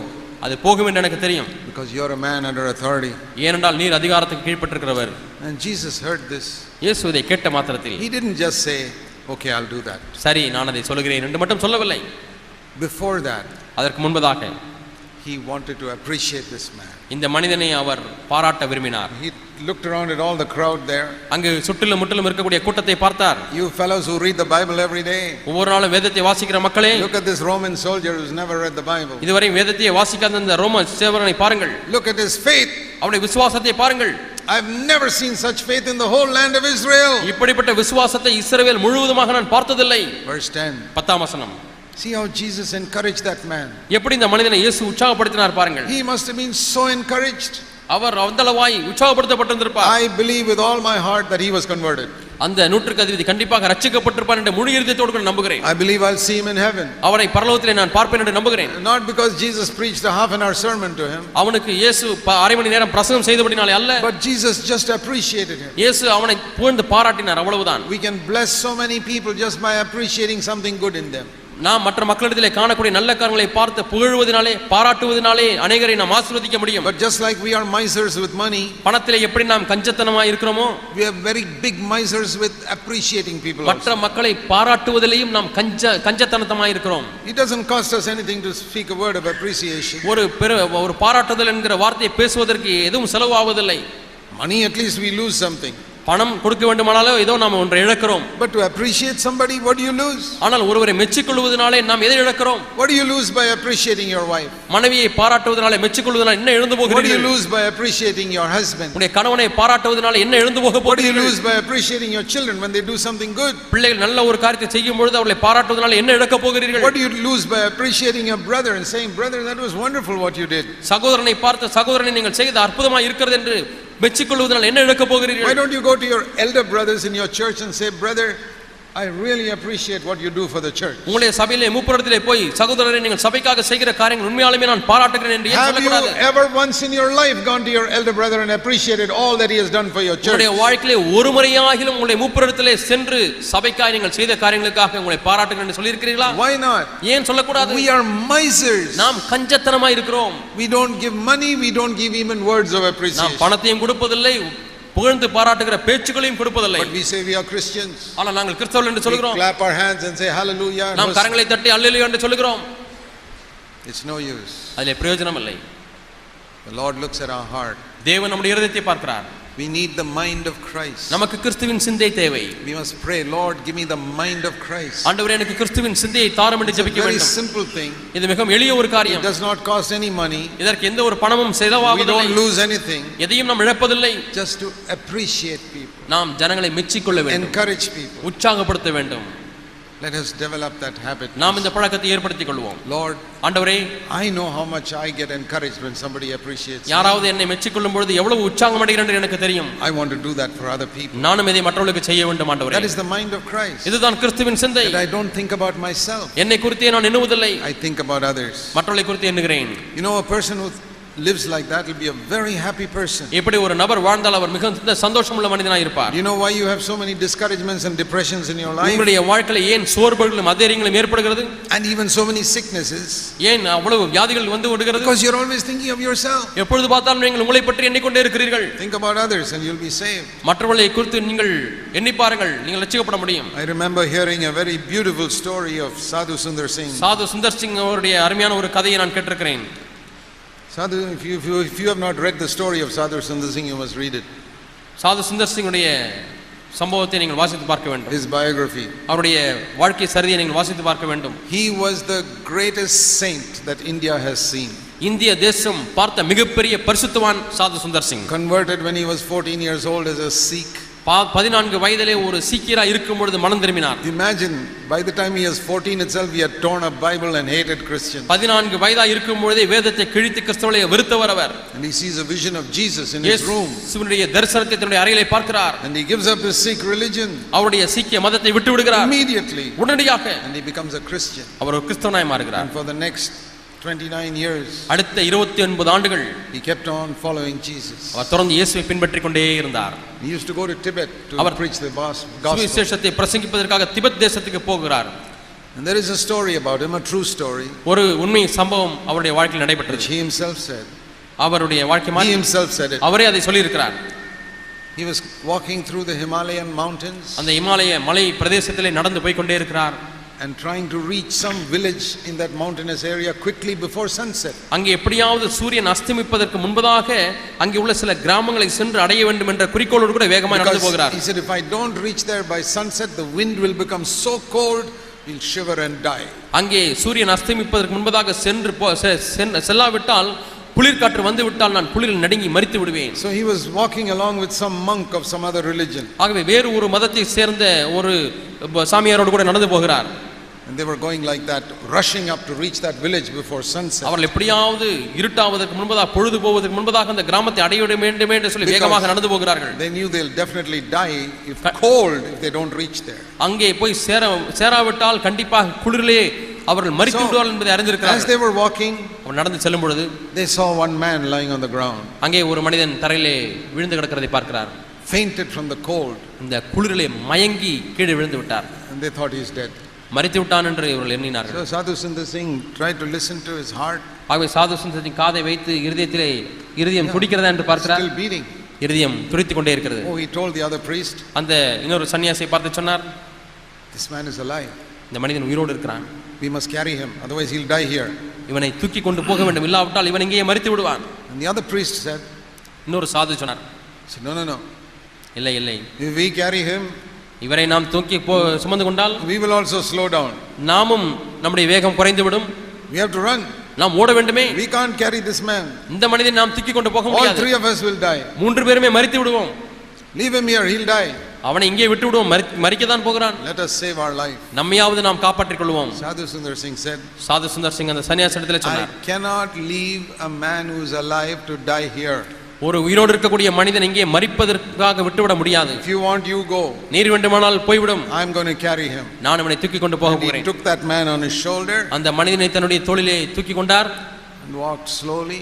மெதுவாக நடந்தார். And the other monk, அந்த மற்றொரு சன்னியாசி, he was going fast. அவர் வேகமாக போய் கொண்டிருந்தார். Sadhu Sundar Singh is walking slowly. The wind was getting cold. சாது சுந்தர் சிங் மெதுவாக நடக்கிறார். கொஞ்சம் கொஞ்சமாக குளிர் காற்று வீச ஆரம்பிக்கிறது. Sun had set. சூரியன் அஸ்தமித்து விட்டது. And after some time, சில நேரம் கழித்து he sees the monk's body lying on the ground. அங்கே அந்த சன்னியாசியுடைய சரீரம் கீழே விழுந்து கிடக்கிறதை பார்க்கிறார். He listens in his heart. இருதயம் துடிப்பு இருக்கிறதா என்று பார்க்கிறார். Dead. மரித்து விட்டான். Of the cold. குளிரினாலே மரித்து விட்டான் அந்த சன்னியாசி. And then Sadhu Sundar Singh began to think. அப்பொழுது சாது சுந்தர் சிங் எண்ணி பார்த்தார். The same cold wind was hitting him and hitting me. அதே குளிர் காற்று அவன் மேலும் வீசினது, என் மேலும் வீசுகிறது. How did he die and I not die? எப்படி அவர் மரித்து விட்டார், நான் மரிக்காமல் இருக்கிறேன்? Then he understood. அப்பொழுது அவர் விளங்கிக் கொண்டார். Because he was carrying this man and all this weight. இந்த மனிதனை அவ்வளவு பாரத்தோடு கூட தூக்கி சுமந்து கொண்டு போகும் பொழுது all that strain was producing heat in his body. அந்த தூக்கி சுமந்து கொண்டு போகக்கூடிய அந்த கஷ்டமான பணியானது அவருடைய சரீரத்திலே உஷ்ணத்தை உண்டாக்கியது. You know, just like when you do some hard work, you begin to perspire with heat. கடினமான வேலை செய்யும் பொழுது வேர்த்து உங்கள் உடம்பு சூடாகிறது அல்லவா? So that hard work that Sadhu Sundar was doing produced heat in his body. ஆகவே இவர் இந்த கடினமான ஒரு பாரத்தை தூக்கி கொண்டு செல்லும் பொழுது அவருடைய இருதயமானது வேகமாக துடிக்க ஆரம்பித்தது. And that protected him from the cold. அது சூட்டை உண்டாக்கி அவரை குளிரிலிருந்து பாதுகாத்தது. That heat got transmitted to this man whom he was carrying also. இவர் தூக்கி கொண்டு போன மனிதனுக்கு இவருடைய சரீரத்தினுடைய சூடு அவருக்கு சரீரத்திலும் போனது. And both of them lived and they reached the village. இருவருமே பிழைத்து அந்த கிராமத்தை சென்று அடைந்தார்கள். Sadhu Sundar Singh himself told the story. இந்த சம்பவத்தை சாது சுந்தர் சிங்கே நேரடியாக சொல்லியிருக்கிறார். He said what Jesus said is absolutely true. இயேசு சொன்னது முற்றிலும் உண்மை என்று சொன்னார். If you seek to save your life, you will lose it. உன்னுடைய ஜீவனை காப்பாற்ற விரும்பினால் அதை இழந்து விடுவாய். But if you are willing to lose your life to serve God and serve other people, தேவனுக்கு மற்றவர்களுக்கும் பணி செய்யும்படியாக உன்னுடைய ஜீவனை இழக்க விரும்பினால் you will keep it. நீ அதை காப்பாற்றிக் கொள்வாய். Many of us think, oh, I have to somehow save my life. அநேகர் எண்ணுவதெல்லாம் எப்படியாவது என்னுடைய வாழ்க்கையை நான் பாதுகாத்துக் கொள்ள வேண்டும். Think about others. மற்றவர்களை குறித்து எண்ணி பாருங்கள். That is how Jesus was. இப்படிதான் இயேசு இருந்தார். He came to earth thinking of us. அவர் நம்மை எண்ணி பார்த்து பூமிக்கு வந்தார். And the Bible says, let the same mind be in you. அதே சிந்தை உங்களிலேயும் இருக்க கடவுது என்று வேதம் சொல்கிறது. This is the mark of a true disciple of Jesus. ஒரு மெய்யான இயேசுவுடைய சீஷனுக்கு இதுதான் அடையாளம். He does not think of himself. அவன் தன்னை குறித்து எண்ணிக்கொண்டிருக்க மாட்டான். He thinks how he can help others. எப்படி மற்றவர்களுக்கு உதவி செய்யலாம் என்று எண்ணி How பார்ப்பான். he can bless others. எப்படி மற்றவர்களை ஆசீர்வதிக்க முடியும். Especially those who are more needy than yourself. குறிப்பாக உங்களை காட்டிலும் அதிக தேவையில் இருக்கிறவர்கள். And it must begin in your home. அது முதலாவது உங்களுடைய குடும்பத்தில் ஆரம்பிக்க வேண்டும். Jesus said first in Jerusalem, then Judea, then Samaria, then the uttermost parts of the முதலாவது earth. எருசலேம், பின்பு யூதேயா, சமாரியா, பூமியின் கடைசி பரியந்தம். It's no use giving money for some missionary in North India if you are not helping your wife at home. குடும்பத்தில் உங்களுடைய மனைவிக்கு உதவி செய்யாத பட்சத்திலே வட இந்தியாவிலே உள்ள மிஷனரிக்கு பணம் அனுப்புவதில் என்ன பிரயோஜனம்? Don't go to the uttermost parts of the earth first. Start in Jerusalem. முதலாவதாக எருசலேமிலே ஆரம்பிங்கள். எடுப்பிலேயே பூமியின் கடைசி பரியந்தத்துக்கு போக வேண்டாம். That is your own home first. எருசலேம் என்பது உங்களுடைய சொந்த குடும்பம். The second thing இரண்டாவது காரியம் is pride. பெருமை. It says consider the other person as more important than yourself. மற்றவர்களை உங்களிலும் மேன்மையானவர்களாக முக்கியமானவர்களாக கருதுங்கள். Again, have the mind that was in Christ Jesus. மீண்டுமா இதுவே கிறிஸ்து இயேசுவில் இருந்த சிந்தை. What did he do? Philippians 2. பிலிப்பியர் 2 ஆம் அதிகாரத்தில் இயேசு என்ன செய்தார்? Verse 5. 5ஆம் வசனம். Have the same mind which Jesus had. கிறிஸ்துவிலே இருந்த அதே சிந்தையே உங்களிலும் இருக்க கடவுது. When he came to this earth, அவர் இந்த பூமிக்கு வந்த பொழுது came as a servant. ஒரு அடிமையாக வந்தார். He didn't come as a king. அவர் ராஜாவாக வரவில்லை. He could have been the king. அவர் ராஜாவாக இருந்திருக்க முடியும். He was king of kings and lord of lords. அவர் ராஜாதி ராஜாவாக கர்த்தாதி கர்த்தாவாக இருக்கிறார். When he came to earth, ஆனால் பூமிக்கு வந்த பொழுது, it's a beautiful verse here. அருமையான வசனம் இங்கே காணப்படுகிறது. I don't think you've all understood this. நீங்கள் எல்லாம் இதை விளங்கிக் கொண்டீர்கள் என்று நான் எண்ணவில்லை. He took the form of a servant because he was made in the likeness of men. அவர் மனுஷ சாயலானபடினாலே அடிமையின் ரூபம் எடுத்தார். You need to understand this. இதை நீங்கள் விளங்கிக் கொள்ள வேண்டும். Because he became a man, அவர் மனிதனாய் மாறினபடினாலே he became a servant. அவர் அடிமையாய் மாறினார். And he humbled himself. அவர் தம்மை தாமே தாழ்த்தினார். You need to see the connection there. இங்கே இதற்குள்ளாக தொடர்பை நீங்கள் பார்க்க வேண்டும். Why did he live on earth as a servant? இந்த பூமியிலே ஏன் ஒரு அடிமையை போல அவர் வாழ்ந்தார்? Because he says, my father has now made me a man. என்னுடைய தகப்பன் என்னை இப்பொழுது ஒரு மனிதனாக மாற்றிவிட்டார். And men have been created to serve one another. மனிதர்கள் ஒருவருக்கொருவர் பணி செய்யும்படியாய் அழைக்கப்பட்டார்கள். Not to rule one another. ஒருவர் ஆளுகை செய்யும்படியாக அல்ல. They must rule the earth. அவர்கள் பூமியை ஆண்டு கொள்ள வேண்டும். God didn't tell Adam to rule Eve. ஏவாளை ஆண்டு கொள் என்று ஆதாமுக்கு தேவன் சொல்லவில்லை. God told Adam rule the earth. பூமியை ஆண்டு கொள் என்று சொன்னார். God has not created us to rule one another. ஒருவர் ஆளுகை செய்யும்படியாக தேவன் நம்மை உண்டாக்கவில்லை. To serve one another. ஒருவருக்கொருவர் சேவை செய்யும்படியாக. We must rule over our lusts. நம்முடைய இச்சைகளை நாம் ஆண்டு கொள்ள வேண்டும். That is what we must rule. அதைத்தான் நாம் ஆண்டு கொள்ள வேண்டும். I must rule over my anger. என்னுடைய கோபத்தை நான் ஆளுகை செய்ய வேண்டும். I must rule over the lust of my eyes. என்னுடைய கண்களின் இச்சைகளை ஆளுகை செய்ய வேண்டும். I must control my tongue. என்னுடைய நாவை கட்டுப்படுத்த வேண்டும். I must rule over my pride. என்னுடைய பெருமையை நான் கட்டுப்படுத்த வேண்டும். Selfishness and jealousy, that I must rule over. சுயநலத்தையும் பெருமையும் நான் ஆண்டு கொள்ள வேண்டும். But others, மற்றவர்களை I have to serve them. அவர்களுக்கு நான் சேவை செய்ய வேண்டும். Jesus knew that. இயேசு அதை அறிந்திருந்தார். If I am a man, I am a servant. நான் மனிதனாய் இருந்தால் நான் ஒரு அடிமை. We read in John chapter 6. யோவான் 6 ஆம் அதிகாரத்திலே வாசிக்கிறோம். When he fed the 5,000. அவர் 5000 பேரை போஷித்த பொழுது Everybody said, this is the prophet that is supposed to come to the world. உலகத்துக்கு வரக்கூடிய தீர்க்கதரிசி இவர்தான் என்று எல்லாரும் சொன்னார்கள். They all came together and said, we'll make him our king. எல்லாரும் சேர்ந்து வந்து இவரை ராஜாவாக்குவோம் என்று சொன்னார்கள். You know what Jesus did? இயேசு என்ன செய்தார் தெரியுமா? He ran off into some mountain where they would not find him. அவரை கண்டுபிடிக்காத ஒரு மலைக்கு ஓடி போய் விட்டார். He says, I will never be a king. நான் ஒரு காலம் ராஜாவாய் இருக்க மாட்டேன். If I am a man, நான் ஒரு மனிதனாய் இருந்தால் I am to be a servant. நான் ஒரு அடிமையாய் இருக்க வேண்டும், பணியாளனாய் இருக்க வேண்டும். You and I are human beings. நீங்களும் நானும் மனுஷர்கள். Have we understood the spirit of Christ? கிறிஸ்துவின் ஆவியை விளங்கிக் கொண்டோமா? That if you are a human being, you are called to be a servant of other human beings. நீங்க ஒரு மனுஷனாய் இருந்தால் மற்ற மனுஷனுக்கு பணி செய்யக்கூடிய சேவை செய்யக்கூடியவனாய் அழைக்கப்பட்டிருக்கிறாய். We are not angels. நீங்கள் தூதர்கள் அல்ல. We are not God. நாம் தேவர்களும் அல்ல. We are human beings. நாம் மனுஷர்கள். And if I am a man, நான் ஒரு மனிதனாய் இருந்தால், or a woman, ஸ்திரியாய் இருந்தால், I have to serve other people. நான் மற்றவர்களுக்கு சேவை செய்ய வேண்டும். That is the meaning of this. அதுதான் இந்த வசனத்தின் அர்த்தம். Being found in being made in the likeness of men, he became a bond servant. Our being in the likeness of men, மனுஷ சாயலாகி அடிமையின் ரூபம் எடுத்தார். Yeah. ஆம். When he comes as a man, you have to be a servant. அவர் மனுஷனாய் வரும்பொழுது அவர் வேலைக்காரனாக இருக்க வேண்டியது. Servant means you treat other people as more important than yourself. அடிமை என்று சொல்லும்போது மற்றவர்களை உங்களை காட்டிலும் முக்கியமானவர்களாக எண்ணுவது. How does your servant treat you at home? உங்களுடைய வீட்டிலே உள்ள உங்கள் வேலைக்காரன் எப்படி உங்களை நடத்துகிறார்? Do they treat you as unimportant or important? உங்களை முக்கியமானவர்களாக எண்ணி கருதுகிறார்களா அல்லது முக்கியமற்றவர்களாக நடத்துகிறார்களா? Some of you have servants in your home. உங்களுக்கு ஒரு சிலருக்கு வீட்டிலே வேலைக்காரர்கள் உண்டு. How do they treat you? அந்த வேலைக்காரர்கள் உங்களை எப்படி நடத்துகிறார்கள்? That is how Jesus lived on this earth. அப்படிதான் இயேசு இந்த உலகத்திலே வாழ்ந்தார். Treat other people as more important. மற்றவர்களை உங்களை காட்டிலும் முக்கியமானவர்களாக எண்ணுங்கள். A true Christian ஒரு மெய்யான கிறிஸ்தவன் has the attitude of a servant to everybody.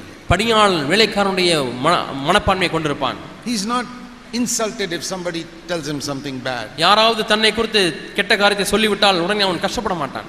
It's okay, I'm nobody. நான் யார்? நான் ஒரு பொருட்டல்ல. When Jesus, they called him prince of devils. இயேசுவையே பார்த்து பிசாசுகளின் அதிபதி என்று அழைத்தார்கள். He said, that's all right. அது சரி என்று சொன்னார். I'm an ordinary man. சாதாரண மனிதன். You're forgiven. நீங்கள் மன்னிக்கப்பட்டாயிற்று என்று சொன்னார். How insulted we feel if somebody gives us some bad name. நம்மை பார்த்து யாராவது கெட்ட பெயரை சொல்லிவிட்டால் நாம் எவ்வளவு நிந்திக்கப்பட்டிருக்கிறோம். That shows we don't have the spirit of a servant. அது எதை காண்பிக்கிறது என்று சொன்னால் நமக்கு ஒரு வேலைக்காரனுடைய ஆவி இல்லை. Then we don't have the mind of Christ. அப்படியானால் நமக்கு கிறிஸ்துவின் சிந்தை இல்லை. And I'll tell you, in the church, நான் உங்களுக்கு சொல்கிறேன், சபையிலே the biggest criminals are the preachers. பெரிய குற்றவாளிகள் யார் என்று சொன்னால் பிரசங்கியார்கள். The pastors. பாஸ்டர்மார்கள். The bishops. பிஷப்புகள். They don't behave like servants. அவர்கள் அடிமையை போல நடந்து கொள்கிறார்களா? Behave like maharajas. அவர் மகாராஜாவை போல நடந்து கொள்கிறார்கள். So difficult to meet them. அவர்களை பார்ப்பதே அவ்வளவு கஷ்டம். You cannot go and meet them. நீங்கள் போய் அவரை சந்திக்க முடியாது. It's easier to meet an MP or cabinet minister than some preachers. Cabinet அமைச்சரையோ எம்பியோ பார்த்து விடலாம், எளிதாய் பார்த்து விடலாம், பிஷப்பை பார்க்க முடியாது. Because they have taken such an attitude. ஏனென்றால் அப்படிப்பட்ட மனப்பான்மையை அவர்கள் கொண்டிருக்கிறார்கள். Unless you are a big influential man, you cannot, ordinary people cannot meet. சாதாரண மக்கள் அவரை சந்திக்க முடியாது, பெரிய பிரசங்கியார்களை சந்திக்க முடியாது. நீங்கள் செல்வாக்குடையவர்களாக இருந்தால் சந்திக்கலாம். These famous preachers who come on television, டிவியிலே வரக்கூடிய புகழ்பெற்ற பிரசங்கியார்கள், very difficult to meet them. அவர்களை எல்லாம் போய் சந்திப்பது கடினமான They are காரியம். not servants. அவர்கள் அடிமைகளாக இல்லை. They don't mingle with ordinary people. சாதாரண மக்களோடு கூட அவர்கள் பழகுவதில்லை. They don't visit the homes of poor people. ஏழை மக்களுடைய வீடுகளில் சந்திப்பதில்லை. They will visit the homes of all the very rich businessmen and all that. மிகுந்த பெரிய பணக்காரர்கள், தொழிலதிபர்கள், இவருடைய வீடுகளுக்கு தான் அவர்கள் போய் பார்ப்பார்கள், சந்திப்பார்கள். You think they are representatives of Christ? இவர்கள் கிறிஸ்துவுக்கு ஸ்தானாபதிகள் என்று எண்ணுகிறீர்களா? Do you think if Jesus was here, he'd only visit the homes of the rich businessmen? இயேசு இங்கே இருந்திருப்பார் என்று சொன்னால் ஐஸ்வர்யவான்கள், தொழிலதிபர்கள் வீடுகளுக்கு மட்டும் தான் போவாரா? I think he would visit the homes of the poor. அவர் ஏழைகளுடைய வீடுகளுக்கு போய் பார்ப்பார். There is so little of the spirit of Christ in the church. சபையிலே கிறிஸ்துவின் ஆவி மிகவும் குறைந்து காணப்படுகிறது. And there is nobody to point it out. அதை சுட்டி காண்பிப்பதற்கு யாரும் இல்லை. And that is why Christianity has got such a bad testimony in ஆகவே தான் India. இன்றைக்கு இந்திய தேசத்திலே கிறிஸ்தவமானது மிகவும் கெட்ட ஒரு சாட்சியை கொண்டிருக்கிறது. You and I must change that, brothers and நீங்களும் நானும் sisters. சகோதர சகோதரி இந்த நிலையை மாற்ற வேண்டும். We have to change the image of Christianity. கிறிஸ்தவத்தினுடைய சாயலை நாம் மாற்ற வேண்டும். Don't blame others. மற்றவர்களை குறை சொல்ல வேண்டாம். You change. நீங்கள் மாறுங்கள். I change. நான் மாறுகிறேன். I'm not worried about the others. மற்றவர்களை குறித்து எனக்கு கவலை I இல்லை. say, Lord, I want to change. ஆண்டவரே, நான் மாற வேண்டும்.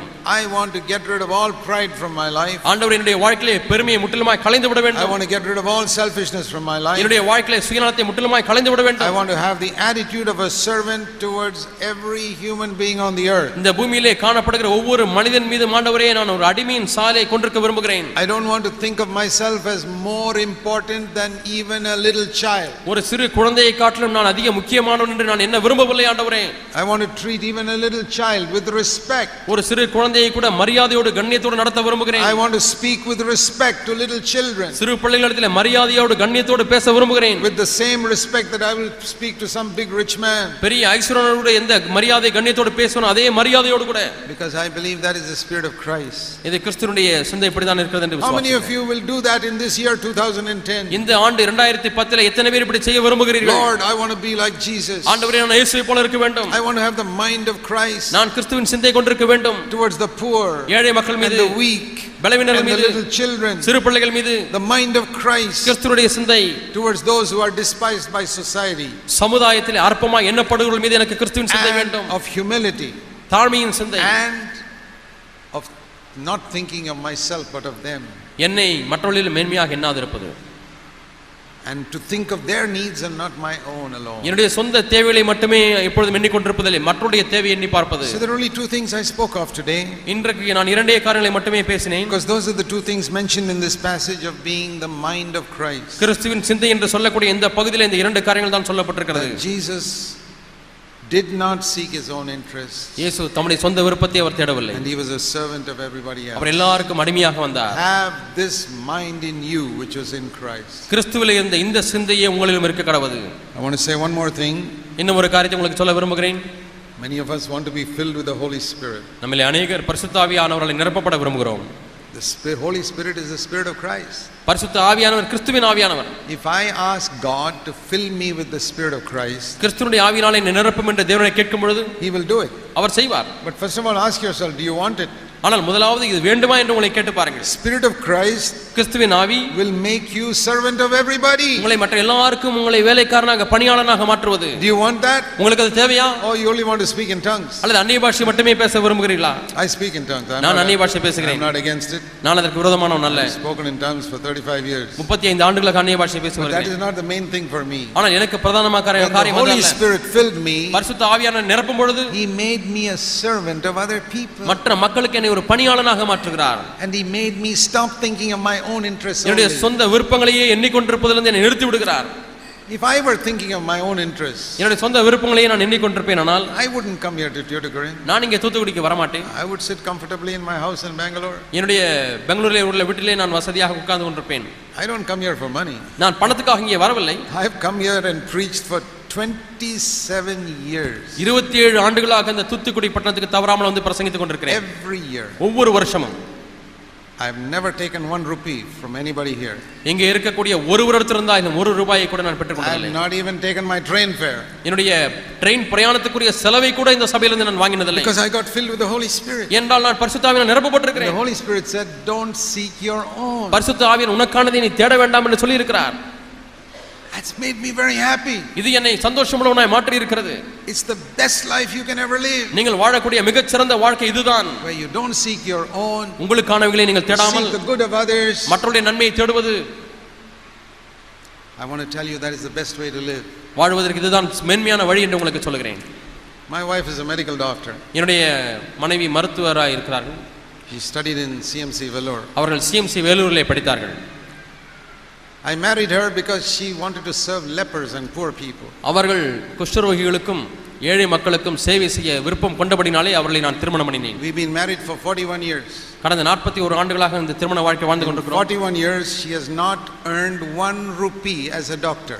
மருத்துவராய் பணி செய்து 1 ரூபாயை கூட அவர்கள் சம்பாதிக்கவில்லை. 41 ஆண்டுகளாக Only served poor people. ஏழை மக்களுக்கு உதவி மட்டும் சேவை மட்டுமே செய்திருக்கிறார்கள். Freely. இலவசமாய் மருந்து கொடுத்து சிகிச்சை கொடுத்திருக்கிறார்கள். God has made us happy. தேவனங்களை சந்தோஷமுள்ளவராய் மாற்றி இருக்கிறார். Money is not going to make you happy. பணம் ஒரு காலம் உங்களை சந்தோஷப்படுத்தாது. You honor God, He will honor you. தேவனை நீங்கள் கனம் பண்ணும் பொழுது அவர் உங்களை கனம் பண்ணுவார். And we didn't do that because we had a lot of money. எங்களுக்கு நிறைய பணம் குவிந்து இருக்கிறபடியால் அப்படி செய்யவில்லை. We struggled a lot in our early days. ஆரம்ப காலங்களில் எவ்வளவோ நாங்கள் போராடினோம். But God took care of us. ஆனால் தேவன் எங்களை பொறுப்பெடுத்துக் It கொண்டார். was the Spirit of Christ that gripped us. கிறிஸ்துவினுடைய ஆவியானது எங்களை பற்றி பிடித்து விட்டது. I can tell you after all these years of being a Christian. ஆகவே இவ்வளவு ஆண்டுகளாக கிறிஸ்தவனாய் இருந்த பொழுது நான் உங்களுக்கு சொல்ல முடியும். The happiest life you can ever live. நீங்கள் வாழக்கூடிய மிகுந்த சந்தோஷமுள்ள வாழ்க்கை. The happiest life you can ever live. நீங்கள் வாழக்கூடிய மிகுந்த சந்தோஷமுள்ள வாழ்க்கை is where you consider other people as more important than yourself. உங்களை காட்டிலும் மற்றவர்களை நீங்கள் முக்கியமானவர்களாக எண்ணும் பொழுது And serve them and serve them and serve them. அவர்களுக்கு பணி செய்து சேவை செய்து பணி செய்து You இருங்கள். know what will happen? என்ன நடக்கும் தெரியுமா? God will serve you and serve you and serve you. தேவன் உங்களுக்கு அவர் சேவை செய்து கொண்டே இருப்பார். How much God has served me. தேவன் எனக்கு எவ்வளவு சேவை He செய்திருக்கிறார். has served my children. என்னுடைய பிள்ளைகளை He ரட்சித்திருக்கிறார். has done amazing things for us. எங்களுக்காக வியப்பான காரியங்களை செய்திருக்கிறார். He will do the same for you. அதே காரியங்களை உங்களுக்கும் அவர் செய்வார். Serve others. மற்றவர்களுக்கு பணி செய்யுங்கள். Treat them as more important. அவர்களை உங்களை காட்டிலும் முக்கியமானவர்களாக எண்ணுங்கள். That is the only Christianity which is real Christianity. இதுதான் மெய்யான கிறிஸ்தவம். இந்த ஒரே கிறிஸ்தவம் தான் மெய்யான கிறிஸ்தவம். That is the mind of Christ. இதுதான் கிறிஸ்துவின் சிந்தை. And that is what happens when you are filled with the Holy Spirit. நீங்கள் பரிசுத்த ஆவியானவரால் நிரப்பப்படும் பொழுது இதுதான் உங்களுக்கு நடைபெறுகிறது. Let's pray. நாம் ஜெபிப்போம். Heavenly Father, பரலோக பிதாவே, I pray that all these wonderful brothers and sisters, இந்த அருமையான சகோதர சகோதரிகள் எல்லாரும், so many hundreds of wonderful brothers and sisters here, நூற்றுக்கணக்கான அற்புதமான சகோதர சகோதரிகள் வந்திருக்கிறார்கள் ஆண்டவரே. I pray that they will be filled with the Spirit of Christ. அவர்கள் கிறிஸ்துவின் ஆவியாலே நிரப்பப்படும்படியாக நான் ஜெபிக்கிறேன். That they will have the mind of Jesus Christ. இவர்களுக்கு இயேசு கிறிஸ்துவின் சிந்தை உண்டாகும்படியாக ஜெபிக்கிறேன். So that all the unhappiness in their life will go. அவருடைய குடும்பத்தில் இருக்கக்கூடிய சந்தோஷமற்ற காரியங்கள் எல்லாம் நீங்கி விடும் ஆண்டவரே. All the fighting and discouragement will go. எல்லா சண்டைகளும் அதேரியங்களும் நீங்கி விடும்படியாக ஜெபிக்கிறேன். And they will find the joy of being a disciple of Jesus Christ. இயேசு கிறிஸ்துவுக்கு சீஷனா இருக்கக்கூடிய சந்தோஷத்தை கண்டுகொள்ளும்படியாக நான் ஜெபிக்கிறேன். Pray in Jesus name. இயேசு நாமத்தில் ஜெபிக்கிறோம் பிதாவே. Amen. ஆமென்.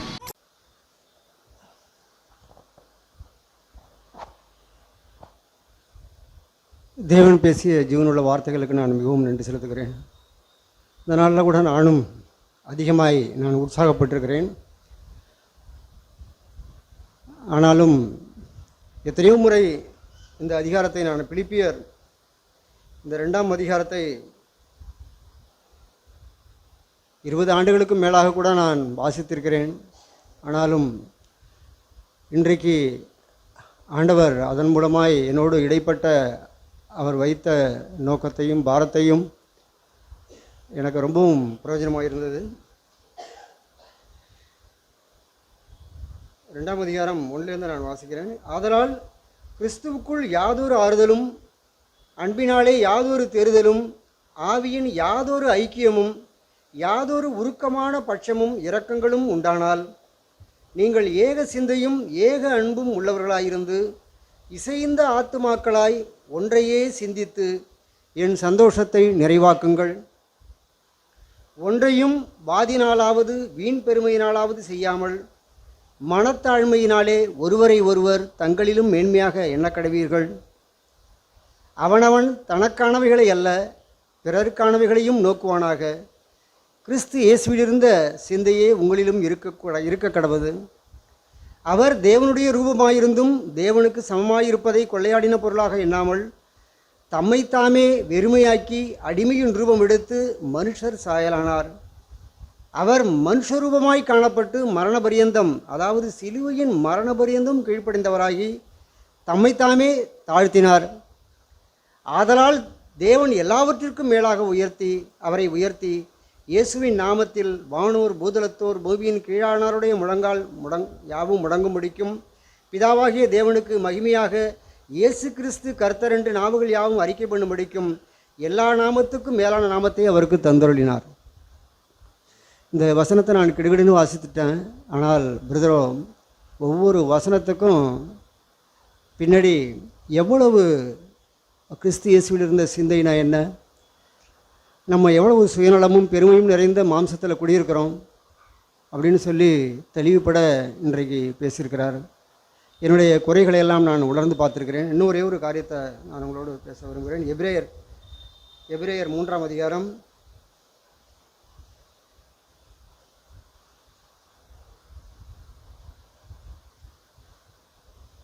13ஆம் வசனம் பிரதர் சொன்னாங்க.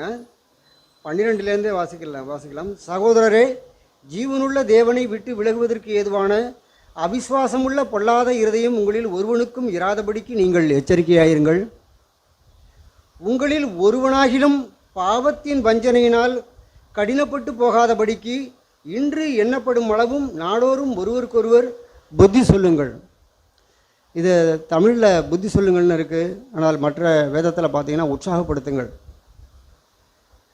கேட்டுக்கொண்டிருக்கும்பொழுது நான் உணர்வடைந்தேன். ஏன் ஹஸ்பண்ட் அண்ட் ஒய்ஃபு, சகோதர ஐக்கியம், இதெல்லாம் அவருடைய காரியங்கள் பார்த்தோம்னா பாவத்தின் வஞ்சனையினால் கடினப்பட்டு, பிரதர் பேசும்போது சொன்னாங்க, நீங்கள் கடைசியாக உங்களுடைய ஒய்ஃப்கிட்ட எப்போ உற்சாகப்படுத்திருக்கீங்க அப்படின்னு சொல்லி. அந்த உலகத்தில் ஒருத்தவங்களை பாராட்டவோ அவங்க செஞ்ச காரியத்தையோ மெச்சிக்கொள்கிறதுக்கோ உற்சாகப்படுத்துறதுக்கோ நாம் ரொம்பவும் கருமித்தனம் உள்ளவர்களாக இருக்கிறோம். குறை சொல்கிறதுக்கு வேணால் நம்முடைய ஸ்பிரிட்டு சட்டுன்னு விரல் நீட்டிடும். ஆனால் ஒருவர்கள் செய்த நன்மையையோ ஒருத்தவங்க செஞ்ச ஒரு காரியத்தையோ உற்சாகப்படுத்துறதுங்கிறது நம்முடைய மாம்சத்துக்கோ இல்லை நமக்கோ பிசாசுக்கோ பிடிக்காத ஒரு காரியம். பிரதர் சொன்னாங்க, என்னுடைய பையன் 4 பிள்ளைங்களை நான் வளர்த்தேன், ஆனால் ஒவ்வொரு பிள்ளைக்கும் நான் அதிகமாக உற்சாகப்படுத்திருக்கிறேன்னு. ஒரு கிரிக்கெட் மேட்ச் நடக்குது, அதில் ஒரு பேட்டு வேகமாக அடிச்சிட்டாவே நான் பாராட்டியிருக்கிறேன். இப்படி நாம் செய்யும் பொழுது என்னுடைய அப்பா என்னோடு கூட அவர் ஃப்ரெண்ட்லியாக அவர் இருக்கிறாருன்னு சொல்லி ஒரு சந்தோஷம் உண்டாகும். அதே போல் குடும்ப வாழ்க்கை. பிரதர் சொன்னாங்க, வீட்டில் வேலை செஞ்சுக்கிட்டு இருக்கும் பொழுது நம்ம பைபிள் படிச்சுக்கிட்டு இருக்கிறது, மெல்கிசேதேக்கை பற்றி ஆராயிறது, இப்படி ஒவ்வொரு காரியம் நாம் எவ்வளவாய் நம்ம திருத்திக் கொள்ள வேண்டிய காரியங்களெல்லாம் ஆண்டவர் நம்மோடு பேசியிருக்க. எது இந்த சூழ்நிலையில் எது தேவ சித்தம்? உலகத்துக்கு வேணால் வேதம் வாசிக்கிறது மற்ற காரியங்களுக்கு சரியாக இருக்கும். ஆனால் ஆண்டவர் பார்த்து சொல்வார், நீ போய் அங்கே வேலை செய் அப்படின்னு சொல்லி. அந்த நாட்களிலும் நானும் மனம் திரும்ப எனக்கு உதவி செய்திருக்கிறார். எத்தனையோ சூழ்நிலைகளில் மற்றவர்கள் இருதயம் கடினப்பட்டு போவதற்கு என்னுடைய என்னுடைய என்னுடைய உற்சாகப்படுத்தாத ஒரு நிலைமை, பாராட்டாத ஒரு நிலைமை, அவங்களோடு தங்களிலும் மேன்மையாக எண்ணாமல் இருக்கிற நிலைமை தான் அப்படிங்கிறத இந்த நாளில் தேவன் என்னோடு பேசியிருக்கிறார். இந்த பிலிப்பியரில் நாம் கேட்டது போல் நீங்கள் ஏக சிந்தையும் ஏக அன்பும் உடையவர்களாக இருக்கணும். ஆண்டவர் சொல்லும்பொழுது சொல்வார், யோவானில் பார்க்கும்பொழுது அவர்கள் ஒருமினப்பாட்டில் தெரிந்தவர்களாக இருக்க வேண்டும் அப்படின்னு சொல்லி அவருடைய பாரம். அவர் கொல்கத்தா, அதாவது கல்வாரிக்கு போகிறதுக்கு முன்னாடி அவர் 13-14 அதிகாரங்களில் பார்க்கும்பொழுது அவர் சொல்கிறத காரியத்தை நாம் பார்க்க முடியும். உங்கள் இருதயம் கலங்காமலும் பயப்படாமலும் இருப்பதாகலாம் சொல்லிட்டு அவர் சொல்லுவாங்க, இவர்களும் நம்மில் ஒன்றாயிருக்க வேண்டுமே, நாம் ஒன்றாயிருக்கிறது போல் இவர்களும் நம்மில் ஒன்றாயிருக்க வேண்டுமே அப்படின்னு சொல்லி அவர் பாரப்பட்டு பிதாவிடத்தில் ஜெபிப்பார். அதனால் அந்த நாட்களில் நாம் ஒருமனப்பாட்டில் தெரிந்தவர்களாக இருக்கணும். தங்களிலும் மற்றவர்களை மேன்மையாக எண்ண வேண்டும். கிறிஸ்து இயேசுவில் இருந்த அந்த சிந்தை நமக்கு வேண்டும். கிறிஸ்து இயேசுனுடைய சிந்தை எப்படி இருந்திருக்கும் அப்படின்னு சொல்லி நாம் தியானித்தோமானால் ஆண்டவர் அநேக காரியங்களை நமக்கு வெளிப்படுத்துவார். பிரியமானவர்களே, மெய்யாகவே தேவன் என்னை உற்சாகப்படுத்தியிருக்கிறார். அப்படியே வரப்போன்ற நாட்களில் மற்றவர்களையும் உற்சாகப்படுத்தும்படி தேவன் என்னை நடத்துவார் என்று என்னுடைய நம்பிக்கை அறிக்கையிடுகிறேன். எங்கள் அருமையான இயேசுவே, இந்த நாளிலும் உடைய மகிமையின் தசூபத்தை இந்த நாளில் நாங்கள் அறிந்து கொண்டோம். உடைய தாசர்கள் மூலமாய் ஆண்டவரே, இந்த பூமியிலே நீ தேவனுக்கு சமமாக இருந்தவர். இந்த பூமியிலே நீ மனுஷனாய் வந்தீர், அடிமையாய் மாறினீர். ஆண்டவரே, என்னாலும் எங்களுடைய கண்களிலே என்னாலும் நாங்கள் வைத்துக்கொள்ளட்டும். ஆண்டவரே, நாங்கள் வாழுகிற நாட்களெல்லாம் இந்த பூமியிலே நீ மனுஷராய் வந்ததை நாங்கள் மறந்து போக வேண்டாம். நாங்கள் கிறுக்கும் கேடும் வஞ்சகமும் நிறைந்த பொல்லாத இருதயத்திலே குடியிருக்கிறோம். ஆண்டவரே, ஆண்டவரே, எங்களுடைய கண்களை திறந்துருளுங்க. ஆண்டவரே, வருகிற நாட்கள்லாம் உம்முடைய சிந்தை எங்களுக்கு வேணும்ப்பா, உம்முடைய சுபாவம் வேணும்ப்பா. ஆண்டவரே, நாங்கள் மறந்து போக வேண்டாம். இந்த பொல்லாத பிரபஞ்சத்திலே, பொல்லாத மாம்சத்திலே நாங்களும் வாழுகிறோம். இயேசு எங்களை கண்பாய் நிறுத்தட்டும். இயேசுவின் சிந்தை கொண்ட ஒரு வாழ்க்கையை நாங்களும் வாழட்டும். ஆண்டவரே, வருகிற நாட்களில் இயேசுவின் சுபாவத்தையும் இயேசுவின் சிந்தையும் எனக்கும் எங்களுக்கு தாங்கப்பா. ஆண்டவரே, உடைய வல்லமையை எங்களுக்கு தாங்க, உடைய அபிஷேகத்தை தாங்க, உடைய ஞானத்தை தாங்க. ஆண்டவரே, உம்மை போல ஒரு வாழ்க்கையை இந்த உண்மையிலே வாழ்ந்து முடிக்க உதவி செய்யுங்க. நீ நடந்தது போல் நாங்களும் நடக்கணுமே. பெருமையும் சுயநலத்திலிருந்து ஆண்டவரே நாங்கள் முற்றும் விடுபட விரும்புகிறோம். ஆண்டவரே, தயவாய் எனக்கும் எங்களுக்கு அனுகிரகம் பண்ணுங்க. எங்களுடைய விருப்பத்தின்படி எங்களை விட்டுறாதீங்க, எங்களுடைய இஷ்டத்தின்படி எங்களை விட்டுறாதீங்க. ஆண்டவரே, ஒவ்வொரு நாளும் நம்முடைய சிந்தை கொண்டவனாய் நாங்களும் இருக்கணுமே. இரக்கம் பாராட்டும். இந்த வார்த்தையை நாங்களும் மறந்து போக வேண்டாம். இயேசு கிறிஸ்து மூலம் வேண்டிக் கொண்டு செபிக்கிறோம் நல்ல பிதாவே. ஆண்டவரே, இந்த நாளில் வியாதியோடும் மனபாரத்தோடும் வந்திருக்க ஒருவர்களுக்காக செபிக்கிறோம். விசேஷமாக கொடுத்துருக்கிற நல்ல ஆகாரத்துக்காக நாங்கள் நன்றி செலுத்துகிறோம். நாங்கள் உமக்கென்று வாழ உதவி செய்யும். இந்த நாளில் வந்திருக்கிற நம்முடைய பிள்ளைகள் ஒவ்வொருவரையும் நாங்கள் ஆசீர்வதிக்கிறோம். நன்றி ஆண்டவரே, நன்றி. இயேசு கிறிஸ்து மூலம் ஜெபிக்கிறோம் நல்ல பிதாவே. ஆமென், ஆமென். கூட்டம் முடிந்தது. ஸ்தோத்திரம்.